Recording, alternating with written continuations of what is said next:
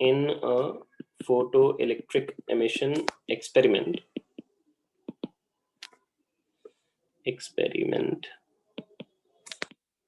the saturation current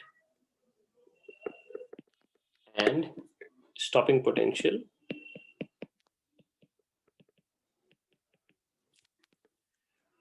for a particular radiation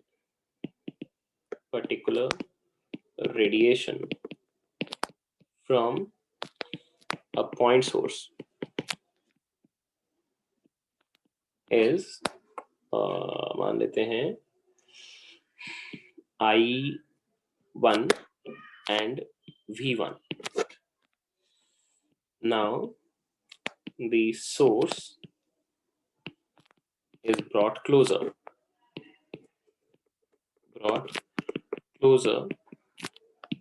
to half of initial separation from the metal surface.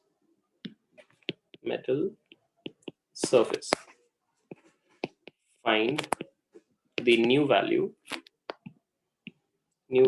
of stopping potential and saturation current. ये दोनों की नई value चाहिए। अब देखो उसने ये कह रखा है कि यहाँ पे एक पॉइंट सोर्स है और ये पॉइंट सोर्स से एक सर्टेन डिस्टेंस पे हमने पहले अपने मेटल सरफेस को रखा था, ये r डिस्टेंस है। तो आपको पता है कि r डिस्टेंस पे जब हम इंटेंसिटी निकालते हैं, यहाँ पे जब हम इंटेंसिटी पूछते हैं कितनी है, तो क्या करते हैं, power of radiation and divided by area करते हैं और ये एरिया आप 4πr² लेते हैं। इसका मतलब जो इंटेंसिटी है वो क्या है, इनवर्सली प्रोपोर्शनल टू r² है। अब इंटेंसिटी डायरेक्टली किससे रिलेटेड है, फोटोन फ्लक्स से, तो इसका मतलब जो फोटोन फ्लक्स होगा वो भी प्रोपोर्शनल टू क्या आएगा, 1/r²।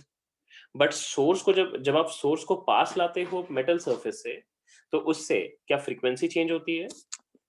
फ्रीक्वेंसी तो वही रहेगी ना, रेडिएशन की जो निकल रही है वो तो वही है, तो फ्रीक्वेंसी अनचेंज रहेगी, बट आपका जो फोटोन फ्लक्स है वो इनवर्स स्क्वायर लॉ के अकॉर्डिंग चलेगा। तो यहां से हमने क्या कंक्लूजन ड्रॉ किया, so therefore when separation is halved, इससे कंक्लूजन ड्रॉ कर रहे हैं कि जो फोटोन फ्लक्स होगा n phi जो सेकंड केस में होगा, that will be 4 times of photon flux in first case. और आपको पता है कि फोटोन फ्लक्स की वैल्यू पे डिपेंडेंट कौन होता है, आपका सैचुरेशन करंट होता है। तो सैचुरेशन करंट जो सेकंड केस में आएगी, that will be 4 times of saturation current in first case. इसका मतलब सिंपली आप लिख सकते हैं कि I2 जो होगा वो 4 टाइम्स ऑफ I1 हो जाएगा। ये पहले हो गई है, बट सिंस सोर्स आपने चेंज नहीं किया, तो सोर्स से जो रेडिएशन निकल रही है उसकी जो फ्रीक्वेंसी है वो आपकी अनचेंज्ड है। सो सोर्स रिमेनिंग अनचेंज्ड,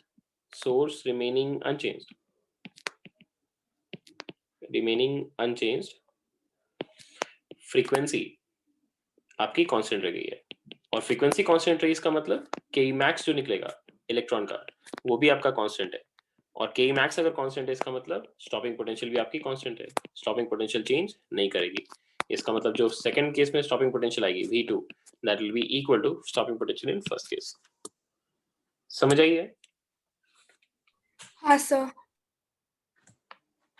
ठीक है, अब एक लास्ट क्वेश्चन करते हैं इस पे।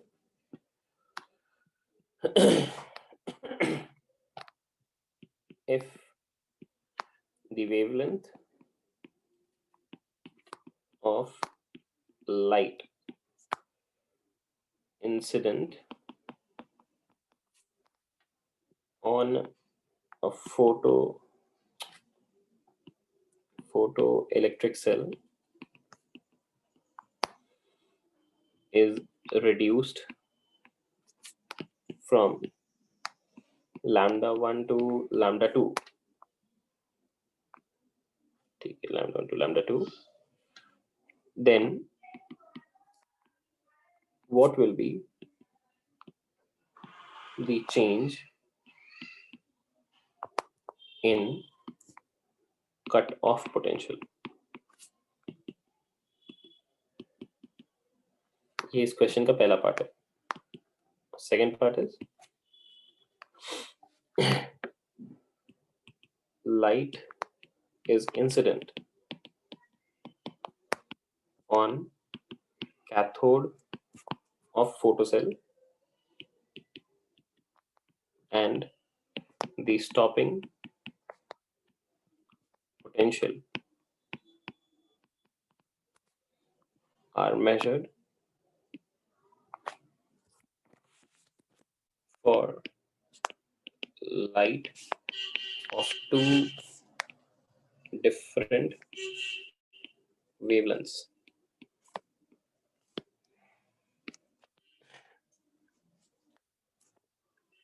And the values is 1.3 volt for 4000 angstrom and 0.9 volt for 4500 angstrom. Determine the work function of metal and also the value of Hc by E calculated from given data. From given data कितनी आएगी आपको निकालनी है, ठीक है। Okay, पहले part पे पहले जाते हैं। उसने कह रखा है कि वेवलेंथ ऑफ लाइट को वो लैम्डा 1 से लैम्डा 2 पे रिड्यूस कर रहे हैं और कट ऑफ पोटेंशियल में कितने का चेंज आएगा ये पूछा है। कट ऑफ पोटेंशियल मतलब स्टॉपिंग पोटेंशियल।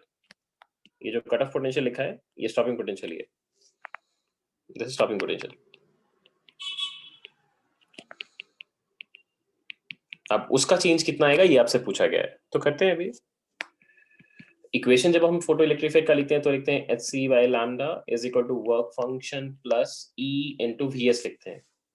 तो जब हमने लैम्डा 1 लिखा था तो उसके लिए लिखेंगे Hc by lambda 1 is equal to work function plus E into V1 लिखेंगे फर्स्ट केस का। अब जब सेकेंड वाले केस में लिखेंगे तो Hc by lambda 2 is equal to work function plus E into V2 लिखेंगे। अब लैम्डा 2 कम है तो ऑब्वियसली इनवर्स ऑफ लैम्डा 2 ज्यादा होगा, तो सेकेंड इक्वेशन से फर्स्ट इक्वेशन को सब्ट्रैक्ट कर देते हैं। अब वो क्यों कर रहे हैं? क्योंकि उसने हमसे ये पूछा था कि change of cut off potential कितना हुआ है, इसका मतलब मुझे V2 और V1 का डिफरेंस ही चाहिए, तो सब्ट्रैक्ट ही करके तो आपको मिलेगा, तो सब्ट्रैक्ट कर देते हैं क्योंकि वैसे भी वर्क फंक्शन हमें दिया नहीं था, तो वर्क फंक्शन भी एलिमिनेट हो जाएगा यहाँ से कट के। तो Hc को कॉमन कर लिया और ये हो जाएगा 1 by lambda 2 minus of 1 by lambda 1 is equal to E into V2 minus of V1 हो जाएगा। एंड देयरफॉर जो डिफरेंस ऑफ पोटेंशियल आ रहा है V2 माइनस ऑफ V1, ये जो आपको निकालना था, that will be equal to Hc by E and into lambda 1 minus lambda 2 and divided by lambda 1 lambda 2, ये हो जाएगा आंसर। तो ये आपका फर्स्ट पार्ट का आंसर आपको मिल गया है। This is first part answer. उसने यही पूछा था आपको निकालने के लिए कि what will be the change of cut off potential, तो आपको मिल चुका है। सेकेंड पार्ट में बस उसी फर्स्ट पार्ट से ही कंटिन्यूएशन है। उसने आपको बस ये दे रखा है दो अलग अलग वेवलेंथ के लिए उसने स्टॉपिंग पोटेंशियल की वैल्यूज दे रखी है। देखो 4000 के लिए 1.3 वोल्ट का स्टॉपिंग पोटेंशियल है एंड 4500 के लिए 0.9 वोल्ट का है। इस डेटा को यूज करके उसने बोला है कि आपको वर्क फंक्शन और Hc by E का वैल्यू निकालना है। तो Hc by E का वैल्यू अगर आपको चाहिए तो फिर पहले आपको क्या करना चाहिए, इसी इक्वेशन को देखो, लास्ट में देखो, इसमें अगर आप देखोगे तो Hc by E इन्वॉल्व हो रहा है, आपको दिख रहा है? Can you see it? हाँ सर। सेकेंड पार्ट में हम क्या करते हैं, इसी को यूज कर लेते हैं। तो सेकेंड पार्ट में हम Hc by E की वैल्यू को यहाँ से पिकअप कर रहे हैं। Hc by E will be equal to जो डेल्टा V है, डेल्टा V मतलब V2 माइनस V1, इसी के साथ मुझे lambda 1 lambda 2 by lambda 1 minus of lambda 2 को डिवाइड करना है। अब डेल्टा V की वैल्यू देख लो कितनी दी हुई है, उसने दिया हुआ था 1.3 वोल्ट और 0.9 वोल्ट, उनका सब्सट्रैक्शन करो तो 1.3 माइनस ऑफ 0.9 ये वोल्ट में हो गया, ऐसा ही नहीं है, ठीक है, तो इसमें कुछ कन्वर्जन करने की जरूरत नहीं है। लैम्डा 1 लैम्डा 2 देखो कितना है, एक है आपका 4000 और एक है 4500, तो यहाँ पे आ जाएगा आपके पास 4000 एंगस्ट्रॉम इंटू 4500 एंगस्ट्रॉम, मतलब कि यहाँ पे 10 to the power -20 का फैक्टर रहेगा, रहेगा ना, रहेगा, है ना, रहेगा। हाँ सर। और उसके बाद फिर लैम्डा 1 और लैम्डा 2 का डिफरेंस, मतलब कि 4000 और 4500 का डिफरेंस, तो कितना आएगा, ये 500 ही तो आएगा ना, है ना। हाँ सर। तो ये 500 एंगस्ट्रॉम, एंगस्ट्रॉम मतलब 10 to the power -10 का फैक्टर फिर से रहेगा। यूनिट्स का कन्वर्जन में थोड़ा ध्यान रखना। तो यहाँ से तो ये काफी इजी कैलकुलेशन ही है, ये 5 9 से कट जा रहा है और यहाँ पे आ रही है 0.4 इंटू आ रही है 4 इंटू 9 इंटू इधर आ जाएगी आपके पास 10 टू द पावर -10 फिर 3 है यहाँ पे, मतलब 10 टू द पावर -7 आ रही है। देखो एक बार चेक कर लो, अब ये हो गया 9 4 36 36, अच्छा वो 16 16 इंटू 9 1.6 इंटू 9 आ रही है, मतलब 1.44 आ रही है ना? ये आ रही है ना? 4 4 16 1.6, अच्छा अच्छा अच्छा 14.4 आ रही है, 14.4 इंटू 10 टू द पावर -7 आ रही है, मतलब इसको नेक्स्ट स्टेप में हम ऐसे लिख सकते हैं 1.44 इंटू 10 टू द पावर -6। और ये सारा ये किस यूनिट में है? एसआई में है ना? है ही नहीं है? हाँ सर। हाँ सर। तो एसआई यूनिट क्या होगा देखो, एचसी बाई ई का यूनिट क्या होगा देखो, मतलब आरएचएस में देखो आपने क्या कैलकुलेट किया है, वोल्ट है, डेल्टा वी मतलब क्या हो गया, वोल्ट हो गया ना, हो गया? वोल्ट मीटर होगा। एग्जैक्टली गुड, वोल्ट मीटर होगा, क्योंकि वोल्ट है, डेल्टा वी वोल्ट में है, और लैम्डा 1 लैम्डा 2 मतलब मीटर स्क्वायर हो गया, और डिनोमिनेटर में लैम्डा 1 लैम्डा 2 का डिफरेंस है, मतलब मीटर हो गया, तो मीटर स्क्वायर बाई मीटर करोगे तो मीटर ही आएगा, तो वोल्ट मीटर में ये यूनिट आ जाएगा। तो एच सी बाई ई का वैल्यू हमने यहाँ से एक्सपेरिमेंटली कैलकुलेट कर लिया है। अब एक बार h C by E calculate कर लिया, अब आप वर्क फंक्शन भी निकाल सकते हो। यहाँ पे देखो इसी इक्वेशन में अगर आप देखोगे तो यहाँ से आप इस इक्वेशन को यूज कर लो, फर्स्ट इक्वेशन को यूज कर लो, जैसे ये वाला इक्वेशन है, ये इक्वेशन फर्स्ट इक्वेशन कह रहे हैं, तो फ्रॉम 1 आप सब्स्टिट्यूट कर दो, सो फ्रॉम 1 अगर लिखें तो हम लिख सकते हैं H C by lambda 1 is equal to 5 n plus e into v one. इस इक्वेशन को मैं ई से डिवाइड कर दूं तो एच सी बाई ई हो जाएगा इंटू 1 बाई लैम्डा 1 हो जाएगा is equal to 5 by E हो जाएगा एन प्लस वी वन हो जाएगा। अब यहां से हम लिख सकते हैं 5 की वैल्यू को, this is equal to e into this will be hc by e into 1 by lambda 1 minus v1।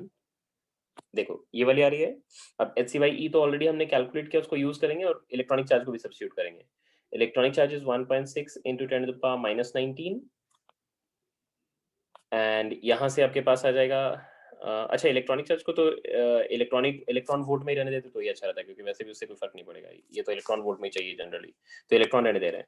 और एच सी बाई ई की वैल्यू को मैं सब्स्टिट्यूट कर रहा हूँ, एच सी बाई ई निकाला हमने 1.44 इंटू 10 टू द पावर -6, तो 1.44 इंटू 10 टू द पावर -6, और लैम्डा 1 हमारा था 4000 एंगस्ट्रॉम, सो 4000 लिखा यहाँ पे, और एंगस्ट्रॉम में मतलब 10 टू द पावर -10 भी लिखेंगे यहाँ पे, एंड माइनस ऑफ V1 था आपका 1.3 वोल्ट, तो ये हो गया आपका वोल्ट में, ठीक है। अब यहाँ से आपके पास आ जाएगा ये फैक्टर, ये डेसिमल हटा देते हैं यहाँ से, तो यहाँ पे और 100 का फैक्टर आ जाएगा। अच्छा इसको अच्छा ठीक है कोई बात नहीं, 100 को रहने देते हैं। तो यहाँ पे हो गया आपके पास 1 2 3 4 5, 1 2 3 4 5, ये ऊपर चला जाएगा तो 11 हो जाएगा, और नीचे 10 है तो एक डेसिमल ऊपर में -1 का रहेगा, तो ये हो गया 4, ये हो गया 4 3 ज़ा 12 4 2 4 मतलब 4 6 ज़ा, तो ये हो गया। तो यार ये E into 3.6 minus of 1.3, 3.6 minus 1.3 मतलब ये हो गया 2.3, तो 2.3 इलेक्ट्रॉन वोल्ट में आ गया। देखो देखा कैलकुलेशन, सबको कैलकुलेशन समझ आ रहा है सबको? हाँ सर। हाँ सर। इलेक्ट्रॉनिक चार्ज नहीं सब्स्टिट्यूट किया क्योंकि वर्क फंक्शन जनरली आपको इलेक्ट्रॉन वोल्ट में ही पूछते हैं, इसलिए इलेक्ट्रॉनिक चार्ज को सब्स्टिट्यूट नहीं किया। अगर ऑल्टरनेटिव करके देखें हम अपना डेटा अगर यूज करते हैं वो शॉर्टकट वाला, देखते हैं सिमिलर आंसर पे पहुंचते हैं कि नहीं, और करके लिख रहे हैं, ठीक है। आपको पता है ना कि हम जब एनर्जी इन इलेक्ट्रॉन वोल्ट लिखते हैं तो 12400 divided by lambda in angstrom जब लिखते हैं, तो इसी की वैल्यू को हम क्या लिखते हैं, इसकी वैल्यू को वर्क फंक्शन एन प्लस के मैक्स लिखते हैं, जो कि ई इंटू वी एस होता है ना, राइट। हाँ सर। सब्स्टिट्यूट करते हैं 12400 डिवाइडेड बाय लैम्डा था अपना 4000 एंगस्ट्रॉम का, तो 4000 लिख लिया। अब ये तो आपको ऑलरेडी इलेक्ट्रॉन वोल्ट में मिल चुका है, तो ये 2 डेसिमल चला जाएगा यहाँ से, ये 4 10 हो जाएगा, एंड यहाँ पे 4 31 हो जाएगा, मतलब 3.1, and this is 5 m plus stopping potential आपका था कितने का 1.3, इसका मतलब ये था 1.3 इलेक्ट्रॉन वोल्ट का, तो 5 की वैल्यू जो आ रही है this is 3.1 electron volt minus of 1.3 electron volt. और अगर आप नोटिस करोगे तो ये वैल्यू में काफी डिफरेंस आ रहा है, क्यों आ रहा है देखो, ये वो आ रहा है 1.8 इलेक्ट्रॉन वोल्ट का, दिख रहा है आपको? हाँ सर। अब ये क्यों आ रहा है, क्यों? क्योंकि इसमें जो हमने H और C का वैल्यू लिया है, H मतलब 12400 जो हमने वैल्यू कैलकुलेट किया था, ये तो हमने जो standard value of H, C, E है उनको यूज करके किया था ना, है ना? मतलब 6.67 into 10⁻34 और इलेक्ट्रॉनिक चार्ज को 1.6 into sorry speed of light को 3 into 10⁸, इलेक्ट्रॉनिक चार्ज को 1.6 into 10⁻19। तो ये हमने स्टैंडर्ड वैल्यूज जो थे उनको यूज करके निकाला था। बट यहाँ पे तो जो वैल्यूज निकाला है हमने वो तो एक्सपेरिमेंटल वैल्यू निकाला है। ये देखो HC/E जो निकला है ये 1.44 into 10⁻6 निकला है एक्सपेरिमेंटल डेटा से। बट जो प्रैक्टिकल वैल्यू है वो जब तुम कैलकुलेट करोगे, प्रैक्टिकल मतलब सॉरी एक्चुअल वैल्यू जो कैलकुलेट करोगे, तब वो ये वाला मैच नहीं करेगा। देखो मैं अगर एक्चुअल वैल्यू अगर निकालूं, देखो मतलब HC/E जो एक्चुअल वैल्यू है, देखो एक बार वो निकाल के देखता हूँ। H की वैल्यू इज 6.67 into 10⁻34। 6.67 को मैं 20/3 लिख रहा हूँ into 10⁻34 into 3 into 10⁸ and divided by electronic charge which is 1.6 into 10⁻19। ये 3 और ये 3 कैंसल आउट हो जाएगा और एक डेसिमल 1.6 का एक डेसिमल ऊपर कर देते हैं, तो ये हो जाएगा आपके पास 200 डिवाइडेड बाय 16 एंड इनटू 10 हो जाना है यहाँ पे आपके पास 19 और 8, ये हो गया 27 और ये हो जाएगा -7। अब ये हो गया 4 4 ज़ा, ये हो गया 4 5 50 ज़ा और ये हो गया 4 12.5 ज़ा। अगर आप नोटिस करोगे तो इसकी वैल्यू एक्चुअल कितनी आ रही है, 1.25 into 10⁻6 ये वोल्ट मीटर में आ रही है। दिख रही है आपको? दिख हाँ रही है? सर। हाँ सर। क्या ये मैच कर रहे हैं वैल्यूज? नहीं मैच कर रहे हैं ना? नहीं सर। इसी वजह से हमारा भी ये रिजल्ट जो है अगर हम ये यूज करते तो ये मैच नहीं किया।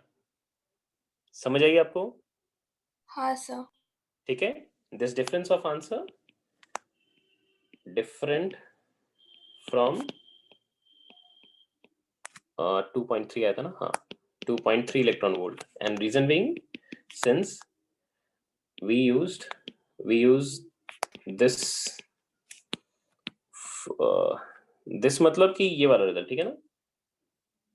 दिस का मतलब है ये वाला रिजल्ट, ठीक है ना? दिस का मतलब है वही वाली। ओहो क्या we use this by considering actual values of H, C and E। ठीक है, सबको समझ आ गया ना डिफरेंस क्यों आया है?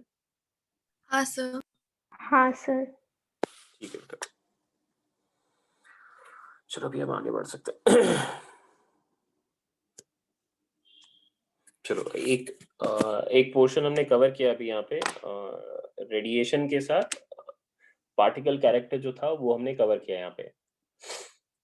एक टॉपिक है जो रेडिएशन के साथ पार्टिकल कैरेक्टर को डिस्कस करता है, वो ऑलरेडी मैंने आपका कवर कर रखा है EM वेव्स में। आपको याद है रेडिएशन प्रेशर का एक टॉपिक हमने पढ़ा था, याद है आपको रेडिएशन प्रेशर का?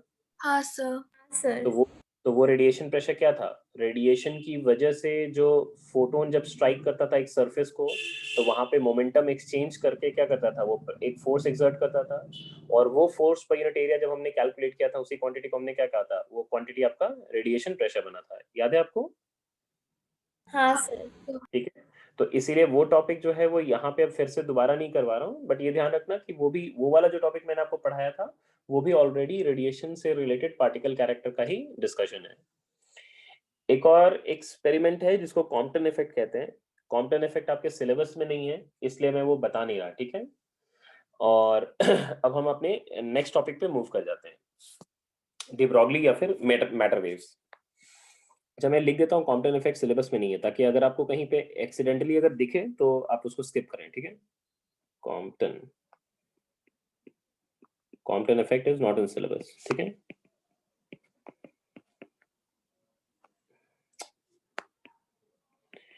अच्छा एक छोटी सी चीज मैं आपको ये बताना भूल गया, फोटो इलेक्ट्रिक इफेक्ट से रिलेटेड अभी याद आया अचानक से मुझे, एक मिनट रुकिए उसको भी बता देता हूँ।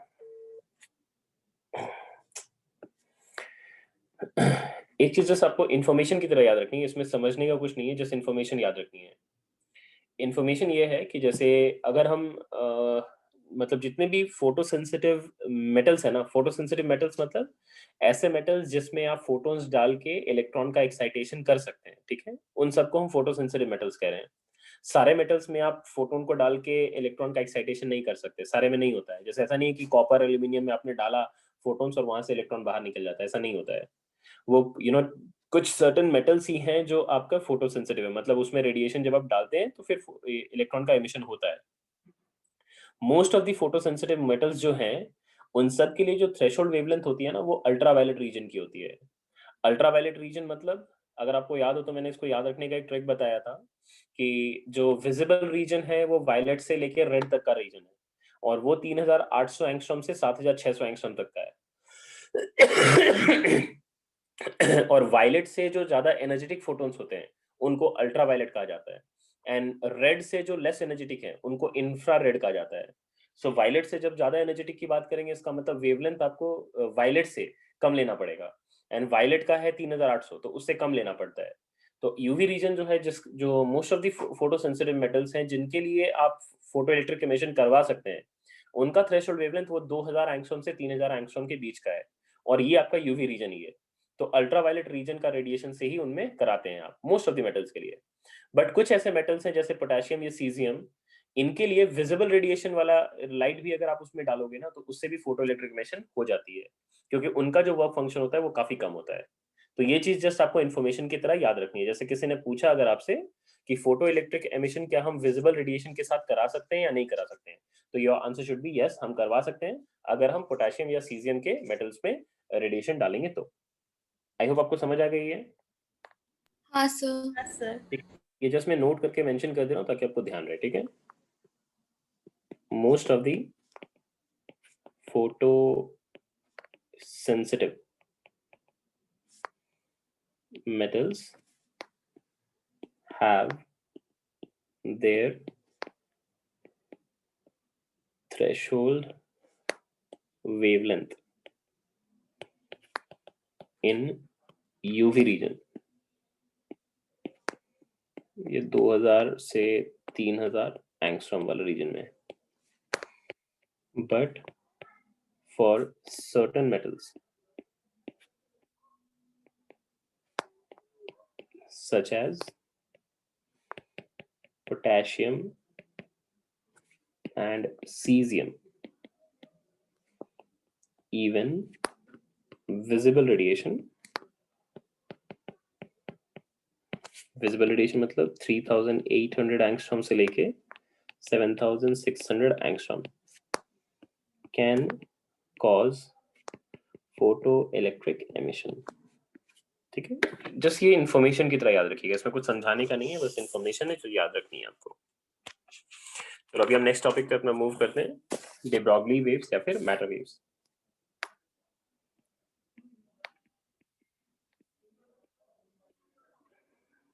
de Broglie और मैटर वेव्स भी कहते हैं इसको।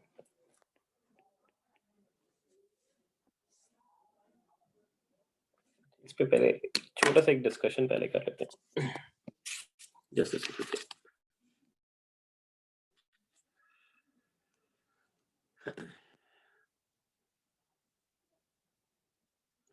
देखो, जब ये ऑलरेडी स्टैब्लिश हो गया ना कि रेडिएशन के साथ डुअल कैरेक्टर होता है, मतलब रेडिएशन में जो है वो वेव कैरेक्टर होने के साथ साथ पार्टिकल कैरेक्टर भी इन्वॉल्व है, तो de Broglie ने ये सोचा कि सिंस इसके साथ अगर हम डुअल कैरेक्टर एसोसिएट कर रहे हैं तो पार्टिकल्स के साथ भी डुअल कैरेक्टर होना चाहिए। मतलब कि कहीं पे अगर आप एक ऑब्जेक्ट को फेंकते हो या एक ऑब्जेक्ट मोशन में है अगर इमेजिन करो, तो आप उसको ऐसे सोचे कि वो मैटर नहीं है जो मूव कर रहा है, आप ऐसे सोचे कि वो वेव है जो कि मूव कर रहा है। मतलब पार्टिकल्स भी जो हैं वो वेव की तरह बिहेव करना स्टार्ट करें, मतलब वो एक डिस्टर्बेंस की तरह ही फील हो, that is kind of a disturbance जो कि आपको फील हो। आपको ये फील ना हो कि पार्टिकल्स जो हैं वो एक जगह से दूसरी जगह तक जा रहे हैं।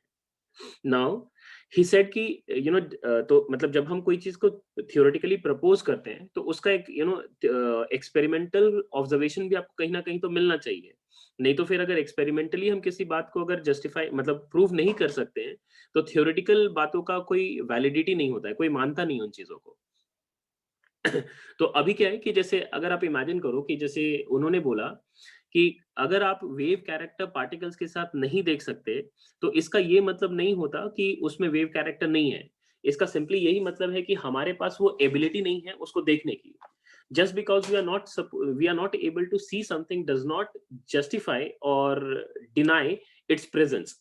मतलब तुम सोचो कोई चीज को अगर हम नहीं देख रहे हैं, तो क्या हम ये बोल सकते हैं कि वो एग्जिस्ट नहीं करता है? क्या हम ये कह सकते हैं? तुम सोचो कि अभी जैसे नहीं जैसे सर। आप ऐसे सोचो, जैसे कि अगर मैं ये नहीं बोलूँ सर। कि आप सब अभी अपने-अपने रूम में बंद हो, ठीक है? आपसे अगर कोई पूछे कि आपके रूम के बाहर कोई खड़ा है या नहीं खड़ा है, क्या आप बता सकते हैं बैठे-बैठे? नहीं सर। नहीं बता सकते ना? नहीं? अगर आप बता सकते हैं तो आप बेवकूफ़ हैं, क्योंकि आप बोलेंगे कि नहीं मेरे रूम के बाहर कोई खड़ा नहीं, मुझे पता है। मुझे पता होने का नहीं होता है। हो सकता है कोई छुप के बैठा हुआ हो वहाँ पे, चुपके से सुन रहा है, तुम्हारी मम्मी ही सुन रही है, तुम्हारे पापा ही सुन रहे हैं कि तुम रूम में क्या कर रहे हो, तो वो कान लगा के ऐसे धीरे से बैठे हुए हैं वहाँ पे। तो तुम्हें तो नहीं पता है कि कोई है या नहीं है। तो जब तुम्हें नहीं पता होता है तो तुम्हारा आंसर क्या होना चाहिए? जैसे तुमसे किसी ने पूछा कि रूम के बाहर कोई है या नहीं, तो तुम क्या बोलोगे? कोई है या कोई नहीं है या फिर मुझे पता नहीं है, क्या बोलोगे? पता नहीं है। पता नहीं है, यही बोलना चाहिए, that should be the right answer कि हमें पता नहीं है कि कोई है या नहीं है। जब तक हम हम तो देख नहीं पा रहे हैं, और देख नहीं पा रहे हैं इसका मतलब ये थोड़ी ना है कि कोई नहीं है वहाँ पे। So you need to understand the difference between these two, वही उन्होंने बोला। जैसे आप सोच के देखो, अगर हम भगवान की बात करें, डिफरेंट डिफरेंट फेथ के हम सभी हैं, तो कोई भगवान को मानता है, कोई भगवान को नहीं मानता है, कोई हार्डकोर होता है, कोई पैसिव भगवान को मानने वाला होता है। जिस जो भी भगवान को मानता है, वो भी एक फेथ पे ही मानता है। जैसे किसी ने भगवान को तो देखा नहीं है, बट हमारे जनरेशन से ही जैसे हम मेरी मेरी मम्मी को उनकी मम्मी ने बोला कि कि भगवान होते हैं, और बचपन से ही हम उनमें वो वैल्यूज डालते हैं कि भगवान होते हैं, भगवान के सामने सर झुकाना होता है। आप किस भी फेथ के हो, मतलब कॉमन प्रैक्टिस यही है कि आपको भगवान के सामने क्या करना है, सर झुकाना है। बट अगर आप उनसे सवाल पूछोगे कि क्या भगवान होते हैं, वो बोलेंगे हाँ होते हैं। तुम पूछोगे क्या आपने उनको देखा है, तो क्या बोलेंगे नहीं देखा है। तो नहीं देखा है तो कैसे माना कि भगवान है? तो नहीं देखा है तो आप ये बोल सकते हैं कि वो हो भी सकते हैं, नहीं भी हो सकते हैं। बट आप कभी भी ये नहीं बोल सकते कि वो होंगे ही या नहीं ही होंगे। दोनों ही बोलना गलत है।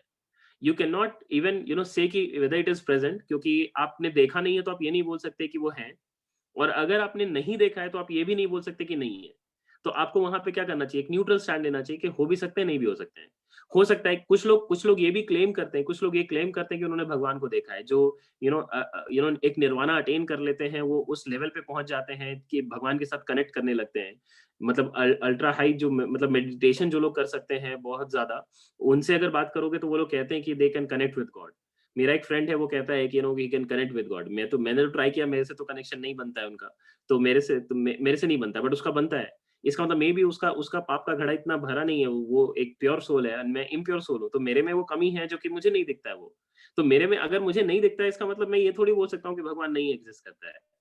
मैं ये भी नहीं बोल सकता कि एग्जिस्ट करता है, मैं ये भी नहीं बोल सकता कि वो नहीं एग्जिस्ट करता है। It's as simple as that. तो मे बी हमें नहीं दिख रहा है क्योंकि हमें अब वो एबिलिटी नहीं है। That is what he was saying. He was trying to say कि अगर आपको पार्टिकल्स के साथ वेव कैरेक्टर अगर नहीं दिखती है, इसका सिंपल सा मतलब ये है कि मे बी हमारे पास वो एबिलिटी नहीं है कि हम उस वेव कैरेक्टर को देख सकें। मतलब सिग्निफिकेंट वेव कैरेक्टर होना भी तो चाहिए जिसमें आप उसको डिटेक्ट कर सकें कि वेव कैरेक्टर है वहाँ पे। बट अगर वेव कैरेक्टर नहीं दिख रही है तो इसका मतलब ये नहीं जस्टिफाई कर सकते कि वो नहीं होता है। अब इसके बाद उन्होंने क्या किया, इसके बाद उन्होंने मैथमेटिकल कुछ एनालिसिस करना स्टार्ट किया। लॉजिक तो ये दिया, उसके बाद मैथमेटिकल एनालिसिस कुछ दिए। अब मैथमेटिकल एनालिसिस में उन्होंने क्या किया, उन्होंने बोला कि मान लेते हैं कि एक पार्टिकल है और उसके साथ हम वेव कैरेक्टर एसोसिएट करना चाहते हैं, तो वेवलेंथ कैसे डिफाइन करेंगे? तो इसके लिए हिंट उन्होंने क्या किया, रेडिएशन का जो पार्टिकल कैरेक्टर लिया था, उससे हिंट लिया। उन्होंने बोला रेडिएशन के पास तो वेवलेंथ होता है, बट उसके पास पार्टिकल कैरेक्टर तो नहीं होता था। तो जब हमने पहली बार पार्टिकल कैरेक्टर इंट्रोड्यूस किया तो हमने बोला उसके पास एक फोटोन के पास एक मोमेंटम भी होता है, और वो मोमेंटम को निकालने के लिए P equal to h by lambda हमने यूज किया। लैम्डा वाज फिक्स्ड, मतलब defined for a radiation, but momentum wasn't defined prior to photon theory. Photon theory जब आया तब पहली बार उन्होंने मोमेंटम कैरिड बाय रेडिएशन की बात की। तो एक फोटोन के पास मोमेंटम जो था वो P equal to h by lambda था। अब इसी को उन्होंने उल्टा कर दिया। उल्टा करने का मतलब क्या है? इस बार मैटर के साथ हमको मोमेंटम पता होता था कि मैटर पार्टिकल अगर जा रहा है तो उसका मोमेंटम कितना है ये हमें पता है, p इक्वल टू mv हमें पता है। अब अगर मोमेंटम पता है तो वेवलेंथ निकालने के लिए इस बार उल्टा किया, p equal to h by lambda था, अब lambda equal to h by p कर दिया उन्होंने बोला कि कोई भी पार्टिकल अगर एक जगह से दूसरी जगह जा रहा है और उसका मोमेंटम अगर p का आपको पता है तो उसकी जो de Broglie वेवलेंथ है, de Broglie वेवलेंथ मतलब मैटर वेव से एसोसिएटेड जो आपका वेवलेंथ जनरेट हो रहा है वो वेवलेंथ को इन्होंने de Broglie वेवलेंथ कहा। तो ये जो de Broglie वेवलेंथ जनरेट होगा इसकी वैल्यू जब आप कैलकुलेट करोगे तो that will be coming out to be h by p and p is simply mv। वो mv का वैल्यू आप सब्स्टिट्यूट करोगे आपको de Broglie वेवलेंथ मिल जाएगा। अब उन्होंने बोला कि ये जो de Broglie वेवलेंथ है, ये de Broglie वेवलेंथ अगर आप मैटर पार्टिकल्स के लिए कैलकुलेट करोगे जो मैक्रोस्कोपिक वर्ल्ड में, मैक्रोस्कोपिक वर्ल्ड मतलब कि जो हम अपने सराउंडिंग में देखते हैं, माइक्रोस्कोपिक नहीं मतलब एटम के अंदर नहीं, but average on an average मतलब जो आप सब्सटेंस को अपने सराउंडिंग में देखते हैं, जैसे एक ऑब्जेक्ट है, बॉल है फेंका, बॉटल है, पेन है, कोई भी मैटर ऑब्जेक्ट जो मैटर से बना हुआ एक ऑब्जेक्ट मतलब माइक्रोस्कोपिक ऑब्जेक्ट वो। तो उन्होंने बोला कि अगर आप इसको कंसिडर करोगे, इसके साथ एसोसिएटेड जब आप वेव कैरेक्टर एसोसिएट करने की कोशिश करोगे तो सबसे पहली चीज है कि इसको सिग्निफिकेंटली फास्ट स्पीड से मूव करना पड़ेगा। अगर ये रेस्ट पे है तब कोई वेव कैरेक्टर नहीं होता इसमें, आप मूवमेंट दोगे तभी वेव कैरेक्टर आएगा। तो जितना फास्ट मूव करेगा उतना ज्यादा इसमें वेव कैरेक्टर जो है वो डोमिनेंट होना स्टार्ट होगा।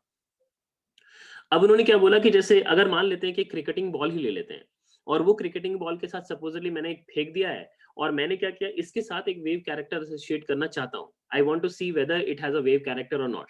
तो फेंका जब मैंने, तो फेंकने के बाद मैं बोल रहा हूँ कि इसका जो मोमेंटम होगा वो mv करके निकालो।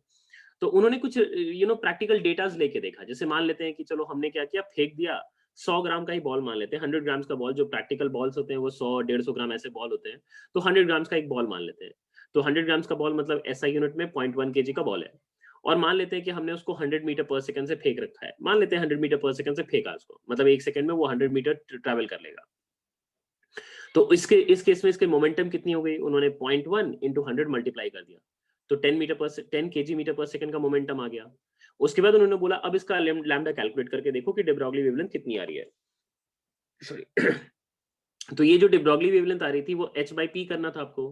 तो h by p जब हमने किया तो h था आपका 10⁻34 के ऑर्डर का और p जो आया है आपके पास 10 के ऑर्डर का आया है। तो 10⁻34 divide by 10 and that gives you 10⁻35 का।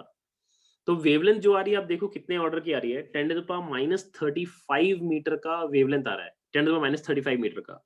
अब उन्होंने बोला कि ये इतना छोटा वेवलेंथ है कि ये वेव कैरेक्टर तो किसी भी सिग्निफिकेंट कॉज के लिए आपको दिख ही नहीं सकता है, मतलब this will not be perceivable at all, क्योंकि जो लाइट भी है उसकी भी वेवलेंथ जो होती है वो 1000 एंगस्ट्रॉम की ऑर्डर की होती है। तो वेवलेंथ जब आप 10⁻35 ले रहे हो तो ये इतना छोटा वेवलेंथ है कि उसका जो वेव कैरेक्टर है वो एकदम नेग्लिजिबल है, मतलब है ही नहीं, इतना मान सकते हैं। तो नहीं था, इसी वजह से तो नहीं दिख रहा था। That is what he was saying कि वेव कैरेक्टर है इसमें जो है वो इतना पैसिव है, इतना कम है कि ये आपको कभी भी डिटेक्टेबल टाइप नहीं दिख सकता है।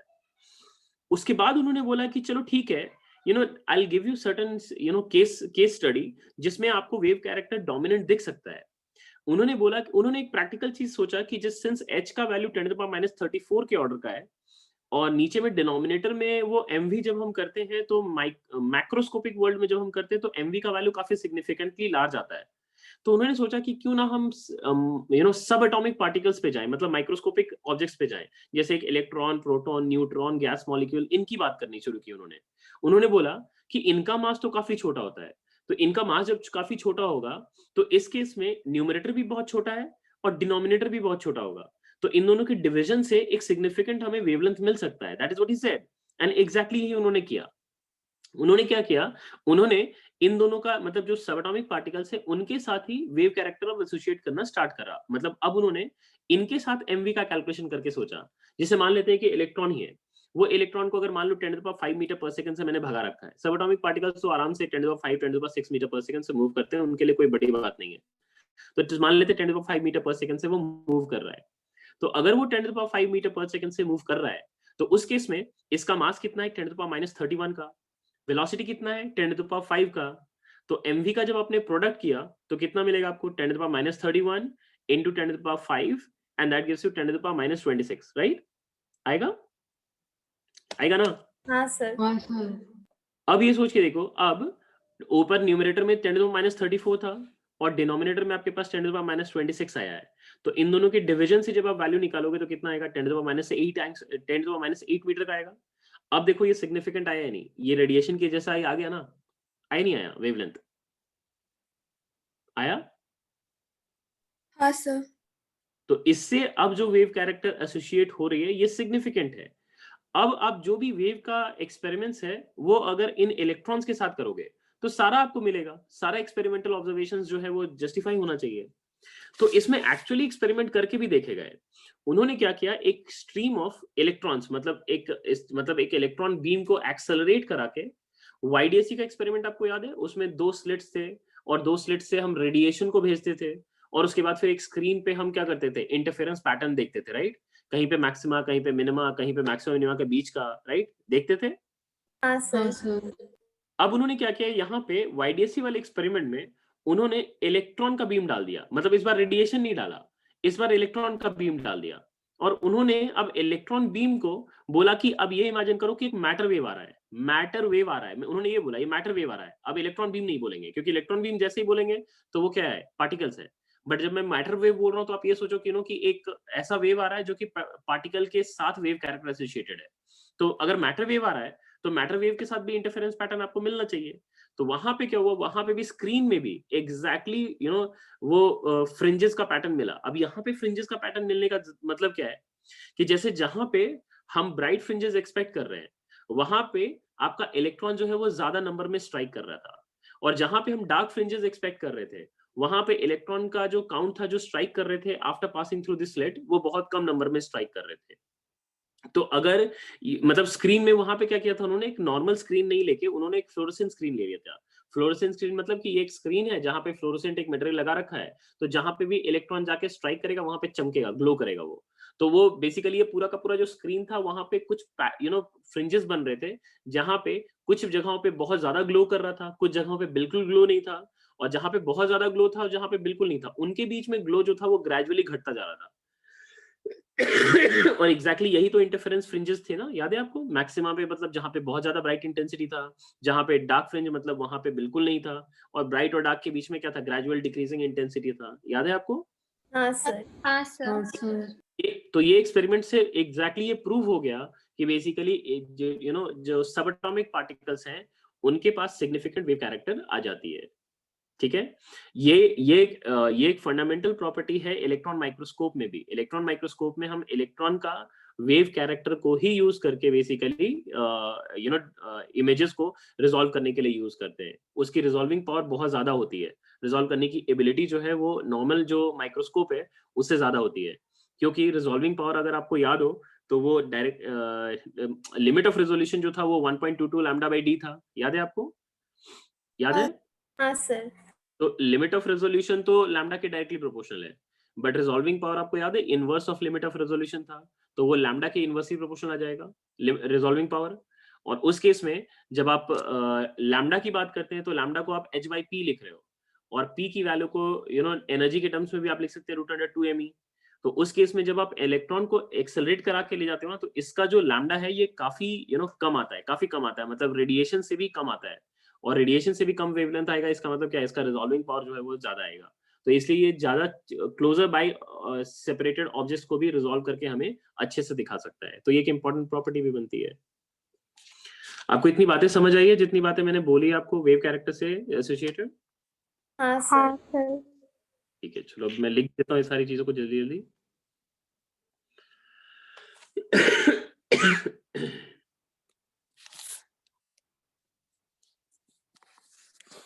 एक बार प्लीज कंफर्म करिए आपको स्क्रीन दिख रही हो तो, ठीक है ना? हाँ सर। ठीक है। Okay. De Broglie argued that since we associate particle character with radiations,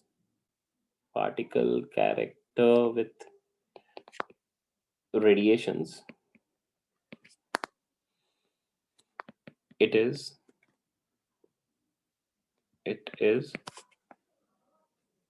logical to associate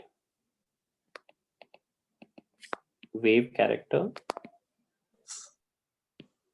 with matter particles, with matter. That's it. With matter. whether this wave character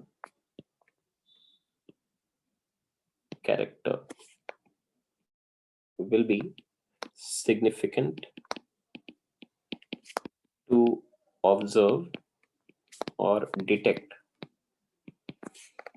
is altogether a different discussion. Altogether different discussion. But our inability to detect something does not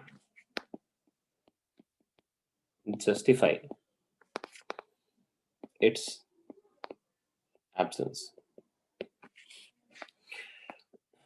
For macroscopic objects,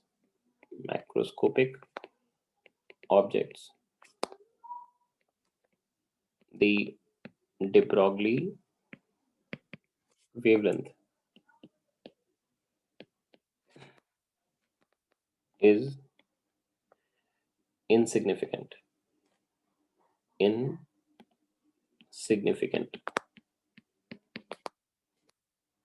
to be detected. But for microscopic objects, particles such as electron, proton, neutron, gas molecules, etc., moving with high velocity,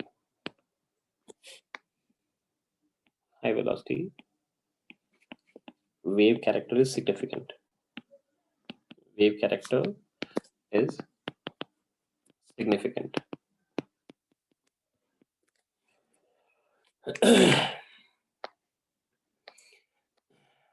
According to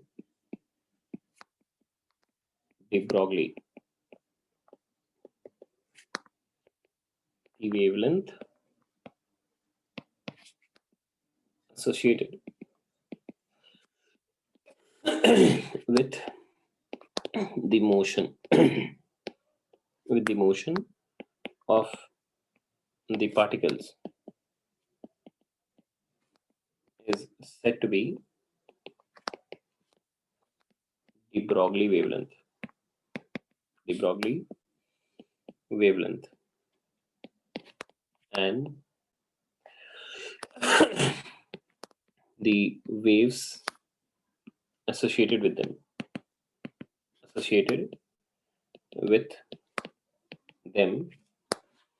is de Broglie waves or matter waves.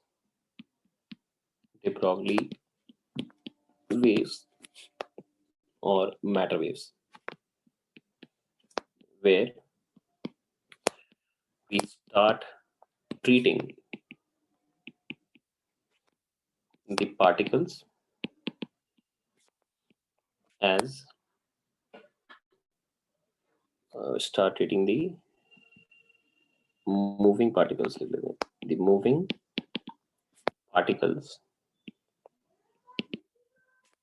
as a propagating wave.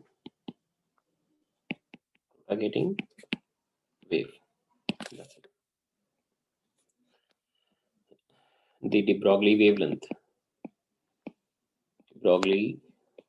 wavelength is given by